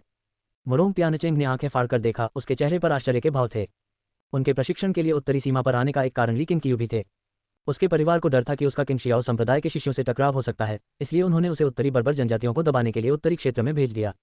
पहले वह ली किंगकियू की किंवदंतियों का उपहास करता था, यह मानते हुए कि किंगशियाओ संप्रदाय का नेता ली किंगकियू एक महत्वाकांक्षी व्यक्ति होगा और वे तथाकथित अच्छे कार्य केवल किंगशियाओ संप्रदाय द्वारा किए गए दावे मात्र थे। आज रात ली किंगकियू ने बिना किसी अपेक्षा के उसकी जान बचाई, जिससे उसे खुद पर शर्मिंदगी महसूस हुई। अगर वह होता तो शायद वह किसी अजनबी की जान नहीं बचाता, खासकर ऐसे व्यक्ति की जिसकी मृत्यु निश्चित प्रतीत होती हो। मुरोंग त्यानिक्सुआन मुड़ी और मुरोंग त्यानचेंग के पास गई। वह नीचे बैठ गई और सावधानी से पूछा, दूसरे भाई, क्या मैं आपको वापस ले जाऊं? अपने दूसरे भाई को, जिसका अब केवल आधा शरीर ही बचा था, देखकर वह समझ नहीं पा रही थी कि क्या करे। मुरोंग त्यानचेंग ने गहरी सांस ली और कहा, ठीक है, मुझे वापस ले चलो। वह सही कह रहा है, मैं इस तरह नहीं मर सकता। इसके बाद मुरोंग त्यानिक्सुआन ने मुरोंग त्यानचेंग को बड़ी सावधानी से अपनी पीठ पर उठाया, केवल उसकी कमर को पकड़ने की हिम्मत की, क्योंकि उसे खून से लथपथ मांस को छूने का डर था। जब वह आखिरकार संभल गई तो उसने आगे बढ़ना शुरू किया। मुरोंग त्यानचेंग ने अपनी कुछ ताकत वापस पाए और बड़ी मुश्किल से मशाल को पकड़े रखने में कामयाब रहा। दूसरे भाई, अभी अभी वो कौन था? क्या आपने उसके बारे में सुना है? तुम्हें ली किंगकियू का नाम तक याद नहीं है? क्या वह विश्व प्रसिद्ध मार्शल आर्ट मास्टर हो सकता है? वह किंगशियाओ संप्रदाय के नेता हैं क्या? मुरोंग त्यानिक्सुआन चौंक गई, उसकी आंखें चौड़ी हो गईं और उसके मन में ली किंगकियू का चेहरा उभर आया। जब डर और घबराहट कम हुई तो उसे अचानक एहसास हुआ कि ली किंगकियू बहुत युवा और सुंदर था। मुझे कभी उम्मीद नहीं थी कि किंगशियाओ संप्रदाय का महान नेता इतना सुंदर होगा। रुको, ऐसा लगता है कि उसके कंधे पर एक प्रार्थना करने वाला कीड़ा बैठा है। अल्पविराम। दूसरी ओर ली किंगकियू रात के अंधेरे में तेजी से आगे बढ़ा और पाताल लोक के भूत राजा की विभाजित आत्मा की स्मृतियों के अनुसार शुवांजी संप्रदाय की ओर अग्रसर हुआ। लिंचुवान और नानगोंगी भूमिगत रूप से आगे बढ़े, ली किंगकियू की गति के साथ तालमेल बनाए रखते हुए। उत्तरी सीमा सुनसान थी और उसके बाद ली किंगकियू को न तो कोई इंसान मिला और न ही कोई जंगली जानवर। इससे ली किंगकियू को ऐसा महसूस हुआ मानो वह नश्वर दुनिया से बहुत दूर हो गया हो। ऐसी भूमि पर रहते हुए यह कोई आश्चर्य की बात नहीं है कि उत्तरी बर्बर लोग हमेशा दक्षिण की ओर जाने का सपना देखते थे। ली किंगकियू अंततः भोर होने से ठीक पहले शुवांजी संप्रदाय में पहुंच गया। शुवांजी संप्रदाय एक ऊंचे पहाड़ पर बना था, जिसके नीचे एक विशाल और असीम निर्जन वन क्षेत्र फैला हुआ था। दूर से देखने पर ऐसा लगता था मानो दुनिया में केवल यही एक पहाड़ हो, जिसका सीधा शरीर मानो आकाश की ओर फैला हुआ हो। पहाड़ की तलहटी में पहुंचते ही लिंचुवान और नानगोंग ई जमीन से बाहर निकले। पहाड़ मुझे बहुत डरावना लगता है, नानगोंगी ने गंभीर भाव से कहा। लिंचुवान ने सहमति में सिर हिलाया, वह भी बहुत बेचैन था। ये सुनकर ली किंगकियू ने भौहें चढ़ा लीं। आमतौर पर वह पहले लिंचुवान और नानगोंगी को दुश्मन की स्थिति की जांच करने के लिए भेजता था, लेकिन इस बार दुश्मन अलग था। यह एक शक्तिशाली दुष्ट आत्मा थी और वह दोनों भूत सेवकों को जांच करने के लिए मजबूर नहीं कर सकता था। बहुत सोच विचार के बाद ली किंगकियू ने जोखिम उठाने का फैसला किया। उसके पास कोई विकल्प नहीं था, वह वास्तव में ली सिफेंग को लेकर चिंतित था। ये सोचकर कि ली सिफेंग का भी वही हाल हो सकता है जो मुरोंग त्यानचेंग का हुआ था, उसके लिए अपनी भावनाओं पर काबू रखना मुश्किल हो गया था। वह तुरंत पहाड़ पर चढ़ गया और नानगोंगी और लिंचुवान से टेलीपैथिक रूप से संवाद करते हुए उन्हें दोनों ओर फैलने और अपने आसपास के वातावरण के प्रति सतर्क रहने का निर्देश दिया। जैसे जैसे वह पहाड़ पर चढ़ता गया, ली किंगकियू लगातार अपनी आध्यात्मिक चेतना को जागृत करता रहा, जिससे उसे रास्ते में रहस्यमय आभा दिखाई देने लगी। यहाँ की रहस्यमयी आभा पूरी तरह से समाप्त नहीं हुई है, जिसका अर्थ है कि भले ही पाताल लोक का भूत राजा चला गया हो, लेकिन वह ज्यादा देर तक दूर नहीं रहा है और बहुत संभावना है कि वह अभी भी यहीं छिपा हुआ है। शुवांजी पर्वत सैकड़ों फीट ऊंचा है और शिखर तक जाने का रास्ता विशेष रूप से उबड़-खाबड़ नहीं है। शुवांजी संप्रदाय ने एक पहाड़ी मार्ग बनाया है और रास्ते में बनी सीढ़ियों पर अभी भी खून के धब्बे हैं और कहीं कहीं कटे हुए अंग भी दिखाई देते हैं। जब ली किंगकियू पर्वत की चोटी पर पहुंचे तो दिन की पहली किरणें आकाश में फैल गईं और शुवांजी संप्रदाय के जर्जर द्वारों से होकर गुजरी। वहां की इमारतें खंडहर में तब्दील हो चुकी थीं, जो स्पष्ट रूप से दर्शाती थीं कि वहां एक भयंकर युद्ध हुआ था। ली किंगकियू टावर की चोटी पर कूद गया और सामने देखा। इमारतों के पीछे एक विशाल प्रशिक्षण मैदान था। मैदान के बीचों बीच हड्डियों का एक 10 फुट ऊंचा घना पहाड़ था जिसे देखकर रोंगटे खड़े हो जाते थे। उसे पाताल लोक के भूत राजा की उपस्थिति का पता नहीं चला, लेकिन उसने कुछ जीवित प्राणियों को अवश्य देखा। प्रिजन किलिन को प्रशिक्षण मैदान के किनारे एक लोहे के पिंजरे में बंद कर दिया गया था। उसके अंक काट दिए गए थे और वह जमीन पर लगभग बेबस पड़ा था। उसकी शोभाभा नष्ट हो चुकी थी। उसकी दयनीय हालत देखकर ली किंग कियू ने भौहें सिकुड़ी। कई वर्षों तक किलिन जेल में रहने के कारण ली किंग कियू को इससे एक विशेष लगाव हो गया था। इसका हश्र देखकर वह अपने जानलेवा इरादे को छिपा नहीं सका। आसपास लोहे के कुछ और पिंजरे थे, जिनमें से कुछ में जीवित लोग थे और कुछ में जंगली जानवर। बिना किसी अपवाद के इन सभी प्राणियों के अंग गायब थे और कुछ, जैसे मुरोंग तियानचेंग, कमर से आधे कटे हुए थे और पिंजरों में अत्यधिक रक्तस्राव के कारण उनकी मृत्यु हो गई थी। पिंजरों में बंद जीवित लोग सुन्न पड़ चुके थे, दिन भर मृतकों के साथ रहते थे। उन्हें जीवन की कोई उम्मीद नहीं दिखती थी और वे केवल मृत्यु के आने का इंतजार कर रहे थे। लेकिन कियू हवा में उछला और अचानक गायब हो गया। फिर कारागार किलिन के लोहे के पिंजरे के अंदर प्रकट हुआ। वह अलौकिक शक्ति चरम यात्रा तकनीक का उपयोग कर रहा था। वह जेल में बंद किलिन के पीछे प्रकट हुआ, फिर घुटने टेक कर बैठ गया और कायाकल्प करने वाली भूतमर सुई का उपयोग करके उसका इलाज करने लगा। कुछ महसूस करते हुए जेल में बंद किलिन ने सहज रूप से ऊपर की ओर देखा। मैं हूं, हिलना मत, मैं तुम्हारे पीछे छिपकर उस आदमी के वापस आने का इंतजार करूंगा, लेकिन कियू ने धीमी आवाज में कहा। उन्होंने heavenly gang golden body technique का अभ्यास किया, जिसमें अपनी आभा को छिपाने की एक विधि भी शामिल थी, जिससे वह अपनी उपस्थिति को गायब कर सकते थे। लेकिन कियू की आवाज सुनकर यू किलिन की आंखें चमक उठीं। उसने अपना सिर फिर से नीचे कर लिया और एक दुखी बिल्ली के बच्चे की तरह धीरे धीरे हौंफने लगी। लेकिन कियू लीसेफेन को लेकर बहुत परेशान और चिंतित थी। उसे पाताल लोक के भूत राजा को मारना था और लीसेफेन को ढूंढना था, इसलिए वह कारागार किलिन को लेकर यूं ही नहीं जा सकता था। शिवांजी संप्रदाय में सन्नाटा छाया हुआ था, सिवाय कभी कभार सुनाई देने वाली दर्द भरी कराहों और चीखों के, जिससे ये जर्जर संप्रदाय भयावह और डरावना लग रहा था। अध्याय 235 उत्तरी भूत और राक्षस। लेकिन कियू ने लगभग पूरा दिन शिवांजी संप्रदाय के अंदर इंतजार किया। उनके इलाज के बाद यूकिलिन की चोटें धीरे धीरे ठीक होने लगी और कम से कम उसके अंगों पर लगे घावों में अब दर्द नहीं हो रहा था। जिनलांग लेकिन कियू के पीछे तलवारबाजी का अभ्यास कर रहा था, एक पल भी बर्बाद नहीं करना चाहता था। वह जूनिंग और झाओ जैन से भी ज्यादा जुनूनी था। दोपहर होते होते अचानक लेकिन कियू ने अपनी भौहें ऊपर उठाईं। उसे पहाड़ के नीचे से कुछ आवाजें सुनाई दीं। कोई आ रहा है। और यह सिर्फ एक व्यक्ति नहीं था। उसके मन में एक विचार आया और लिंचुवान तुरंत स्थिति का जायजा लेने के लिए जमीन के नीचे चला गया। कुछ ही समय बाद लिंचुवान लेकिन कियू के पीछे अंधेरे से बाहर निकली और स्थिति की जानकारी देने लगी।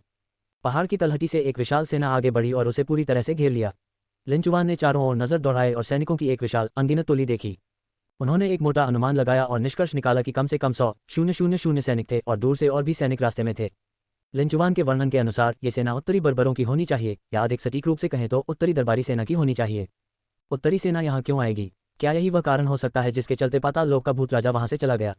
लेकिन कियू ने माथे पर शिकन डाली। उसने थोड़ा और इंतजार करने का फैसला किया। अगर उत्तरी सेना आ गई और पाताल लोक का भूत राजा वापस नहीं लौटा तो वह कारागार किलिन के साथ चला जाएगा। समय गुजर जाता है, लेकिन कियू ने धैर्यपूर्वक इंतजार किया। आधे घंटे बाद उसकी भौहें फिर से सिकुड़ गईं क्योंकि उसने पहाड़ से उठती हुई एक शक्तिशाली प्रेतवादित आभा को महसूस किया। पाताल लोक का राजा। इस रहस्यमयी आभा ने लेकिन कियू को आत्माशोधन ध्वज के भीतर मौजूद भूत राजा की याद दिला दी, लेकिन फिर भी यह उस भूत राजा से कुछ हद तक हीन थी जो अभी भी सो रहा था। आत्माशोधन ध्वज के भीतर मौजूद भूत राजा ने एक अवर्णनीय भयावहता को जन्म दिया, जबकि यह भूतिया आभा रक्तरंजित, क्रूर और शक्तिशाली प्रतीत हुई। लिंचुवान और नांगोंगी लेकिन कियू के पीछे तनावग्रस्त होकर खड़े थे, मानो उनका सामना उनके स्वाभाविक शत्रु से हुआ हो। जिनलैंग भी लेकिन कियू के कंधे पर कूद गया। लेकिन कियू ने एक बार फिर अपनी आध्यात्मिक इंद्रियों का उपयोग करते हुए लोहे के पिंजरे के बाहर की इमारतों में झांका। उसकी निगाहों के सामने दूर स्थित मीनार के ऊपर एक हाथ प्रकट हुआ, उसके बाद एक और हाथ आया और उसका शरीर धीरे धीरे ऊपर उठता हुआ प्रकट होने लगा। ये 3 सिरों और 6 भुजाओं वाला एक प्रतिशोधी भूत है जो नग्न है, फटी हुई काली पतलून पहने हुए है। उसका चेहरा गहरे नीले रंग का है, मुंह में 4 इंच लंबे 2 नुकीले दांत हैं और उसके बाल लंबे और खून जैसे लाल हैं। उसकी 6 भुजाएं पेड़ की जड़ों की तरह मांसल हैं और उसके तीनों चेहरों पर अलग अलग भाव हैं, जिनमें से बीच वाला चेहरा सबसे भयानक है, जिसे देखकर मनुष्य को पहचानना मुश्किल है। मीनार के शिखर पर खड़े होकर पाताल लोक के भूत राजा ने शिवांजी संप्रदाय का जायजा लिया। ये देखकर कि उसका शिकार बच नहीं पाया है, वह मुड़ा और पहाड़ की ओर नीचे देखा। लेकिन कियू ने अपनी आध्यात्मिक इंद्रियों का उपयोग करके पाताल लोक के भूत राजा की जांच की और मानसिक रूप से भूत की शक्ति का आकलन किया। वह बहुत शक्तिशाली है, यहाँ तक कि स्टार एंसेस्टर से भी अधिक शक्तिशाली। इतनी ताकतवर शख्सियत लीसेफेन को कैसे भागने दे सकती है? क्या ऐसा हो सकता है कि लीसेफेन किंग शियो पर्वत पर इसलिए नहीं लौटा क्योंकि उसे पकड़ लिया गया था? लेकिन कियू ने मन ही मन विचार किया। वह जल्दबाजी में कोई कदम नहीं उठाना चाहता था, बल्कि उत्तरी दरबार की सेना और पाताल लोक के भूत राजा के बीच के संबंधों का अवलोकन करना चाहता था। लगभग आधे घंटे के इंतजार के बाद सैनिक अंततः शिवांजी संप्रदाय के पर्वतीय द्वार के सामने प्रकट हुए। उनका नेतृत्व भारी काले कवच पहने एक महान सेनापति कर रहा था। वह काले भालू की तरह हट्टा कट्टा था, कमर पर एक घुमावदार तलवार लटकी हुई थी और हाथ में एक बड़ी तलवार थी। वह सबसे आगे चल रहा था, अजगर की शक्ति और बाघ के दम के साथ कदम मिलाकर एक खूंखार आभा बिखेर रहा था। लेकिन कियू ने तुरंत पहचान लिया कि दूसरा पक्ष उस क्षेत्र में प्रवेश करने का माहिर है। आज के दौर में भी मार्शल आर्ट की दुनिया में इस स्तर के उस्ताद दुर्लभ हैं, सैन्य क्षेत्र की तो बात ही छोड़ दें। इसमें कोई आश्चर्य नहीं कि उत्तरी दरबार ने दक्षिण की ओर बढ़ने का साहस किया, शायद यही उनका स्वर्णिम युग था। शिवांजी संप्रदाय के पर्वतीय द्वार से प्रवेश करते ही उत्तरी दरबार के सैनिक तितर-बितर हो गए। सेनापति मुख्य सड़क पर चलते हुए सड़क के दोनों ओर की इमारतों का निर्भीक अवलोकन करने लगे। रास्ते में टूटी हड्डियों पर पैर रखने पर भी उन्होंने अपना चेहरा नहीं सिकोड़ा। इस सेनापति का नाम फोंग तियानशु था। वह बेइटिंग के 3 शीर्ष सेनापतियों में से एक था और अनगिनत युद्ध लड़ चुका था। लाखों सैनिकों का सामना करते हुए भी वह विचलित नहीं होता था। लेकिन इस मिशन ने उसे बहुत अनिश्चित बना दिया था, इसलिए उसने शांत होने का दिखावा किया, क्योंकि उनका सामना पौराणिक भूतों और राक्षसों से हो रहा था। उत्तर में भूतों और राक्षसों की कहानियां हमेशा से प्रचलित रही हैं। लोक कथाओं के अनुसार इस भूमि पर इतनी विपत्तियां आने का कारण यह है कि यह राक्षसों और दानवों का जमावड़ा स्थल है, एक ऐसा नरक जहां राक्षस हमेशा आतंक फैलाते हैं और भूत हमेशा दहशत का माहौल बनाते हैं। कुछ महीने पहले कई जनजातियों का नरसंहार हुआ था। शुरुआत में उत्तरी दरबार ने इस पर ज्यादा ध्यान नहीं दिया और केवल जांच के लिए सैनिक भेजे। शुवांजी संप्रदाय के नष्ट होने के बाद ही उन्हें कुछ गड़बड़ का एहसास हुआ।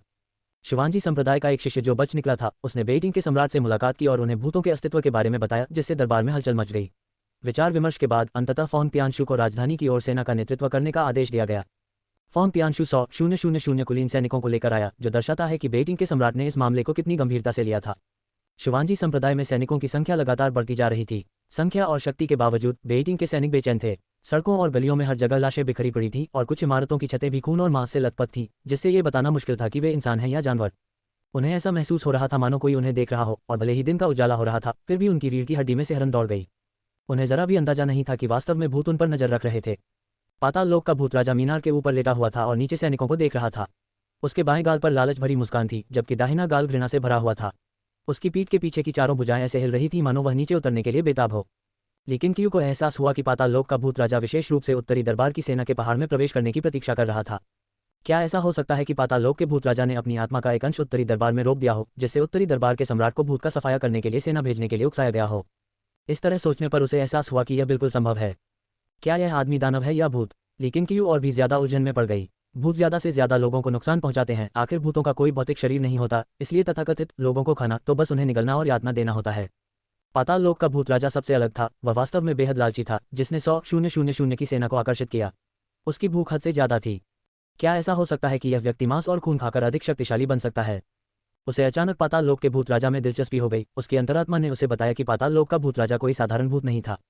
फोंग तियानशु अपने सैनिकों को प्रशिक्षण मैदान में ले गया। हड्डियों के उस भयानक पहाड़ को देखकर कोई भी शांत नहीं रह सका। यहाँ तक कि फोंग तियानशु के माथे पर भी पसीना आने लगा। उस भीषण युद्ध के बाद जो हड्डियों के ढेर दिखाई दिए, वे भी हड्डियों के इस पहाड़ की तुलना में कहीं कम भयावह थे, क्योंकि कुछ कंकालों पर अभी भी मांस और चेहरे मौजूद थे। लोहे के पिंजरों में बंद जीवित लोगों ने उनके आगमन को देखा और उत्साहित हो गए। सभी पिंजरे के किनारे की ओर रेंगने लगे। उनके क्षत विक्षत शरीरों को अंधेरे से बाहर निकलते देख सैनिकों के रोंगटे खड़े हो गए। वे उनके पास जाने की हिम्मत तक नहीं कर पा रहे थे। उनसे कुछ पूछना तो दूर की बात थी। फोंग तियानशु ने उन पर एक नज़र डाली और जान गया कि ये लोग पहले से ही बेकार हैं और इन्हें बचाने का कोई मतलब नहीं है। सभी सतर्क हो जाएं, सभी घरों में आग लगा दें, बिना अनुमति के उनमें प्रवेश न करें। फोंग तियानशु ने जोर से चिल्लाते हुए कहा, आम धारणा के अनुसार भूत और राक्षस केवल अंधेरी जगहों में छिपते हैं, इसलिए वे दिन के समय पहाड़ पर चढ़ जाते हैं।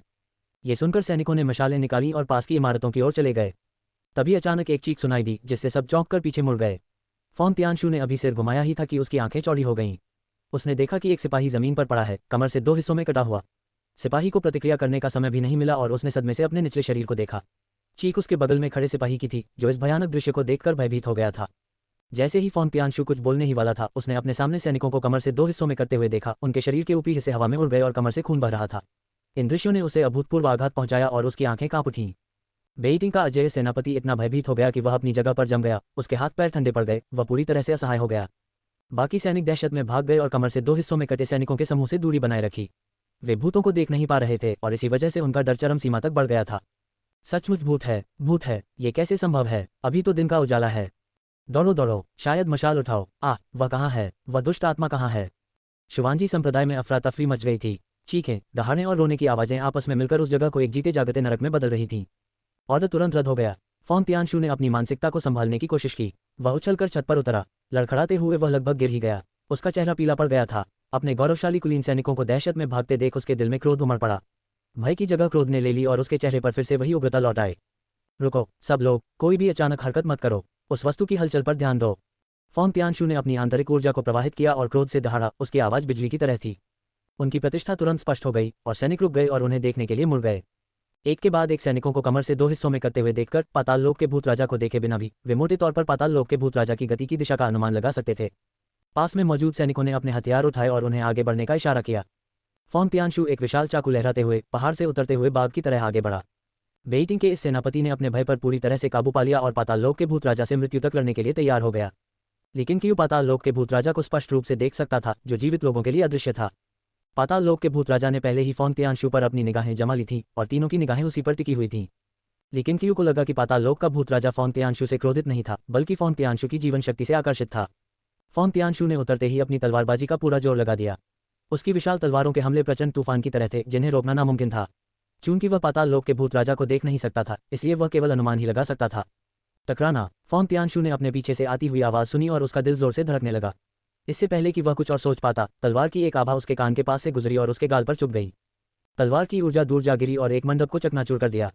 फोंग तियानशु ने अनजाने में पीछे मुड़कर देखा, और यह सिर्फ वही नहीं था, बेइजिंग के सैनिकों ने भी ऐसा ही किया। एक विशाल लोहे का पिंजरा टूटकर खुल गया, जिससे एक किलिन प्रकट हुआ जिसके चारों अंक कट चुके थे। जब वे पहली बार वहां पहुंचे थे तो वे किलिन की ओर आकर्षित हुए थे, लेकिन वह स्थान इतना खतरनाक था कि वे उसे करीब से देखने की हिम्मत नहीं कर पाए।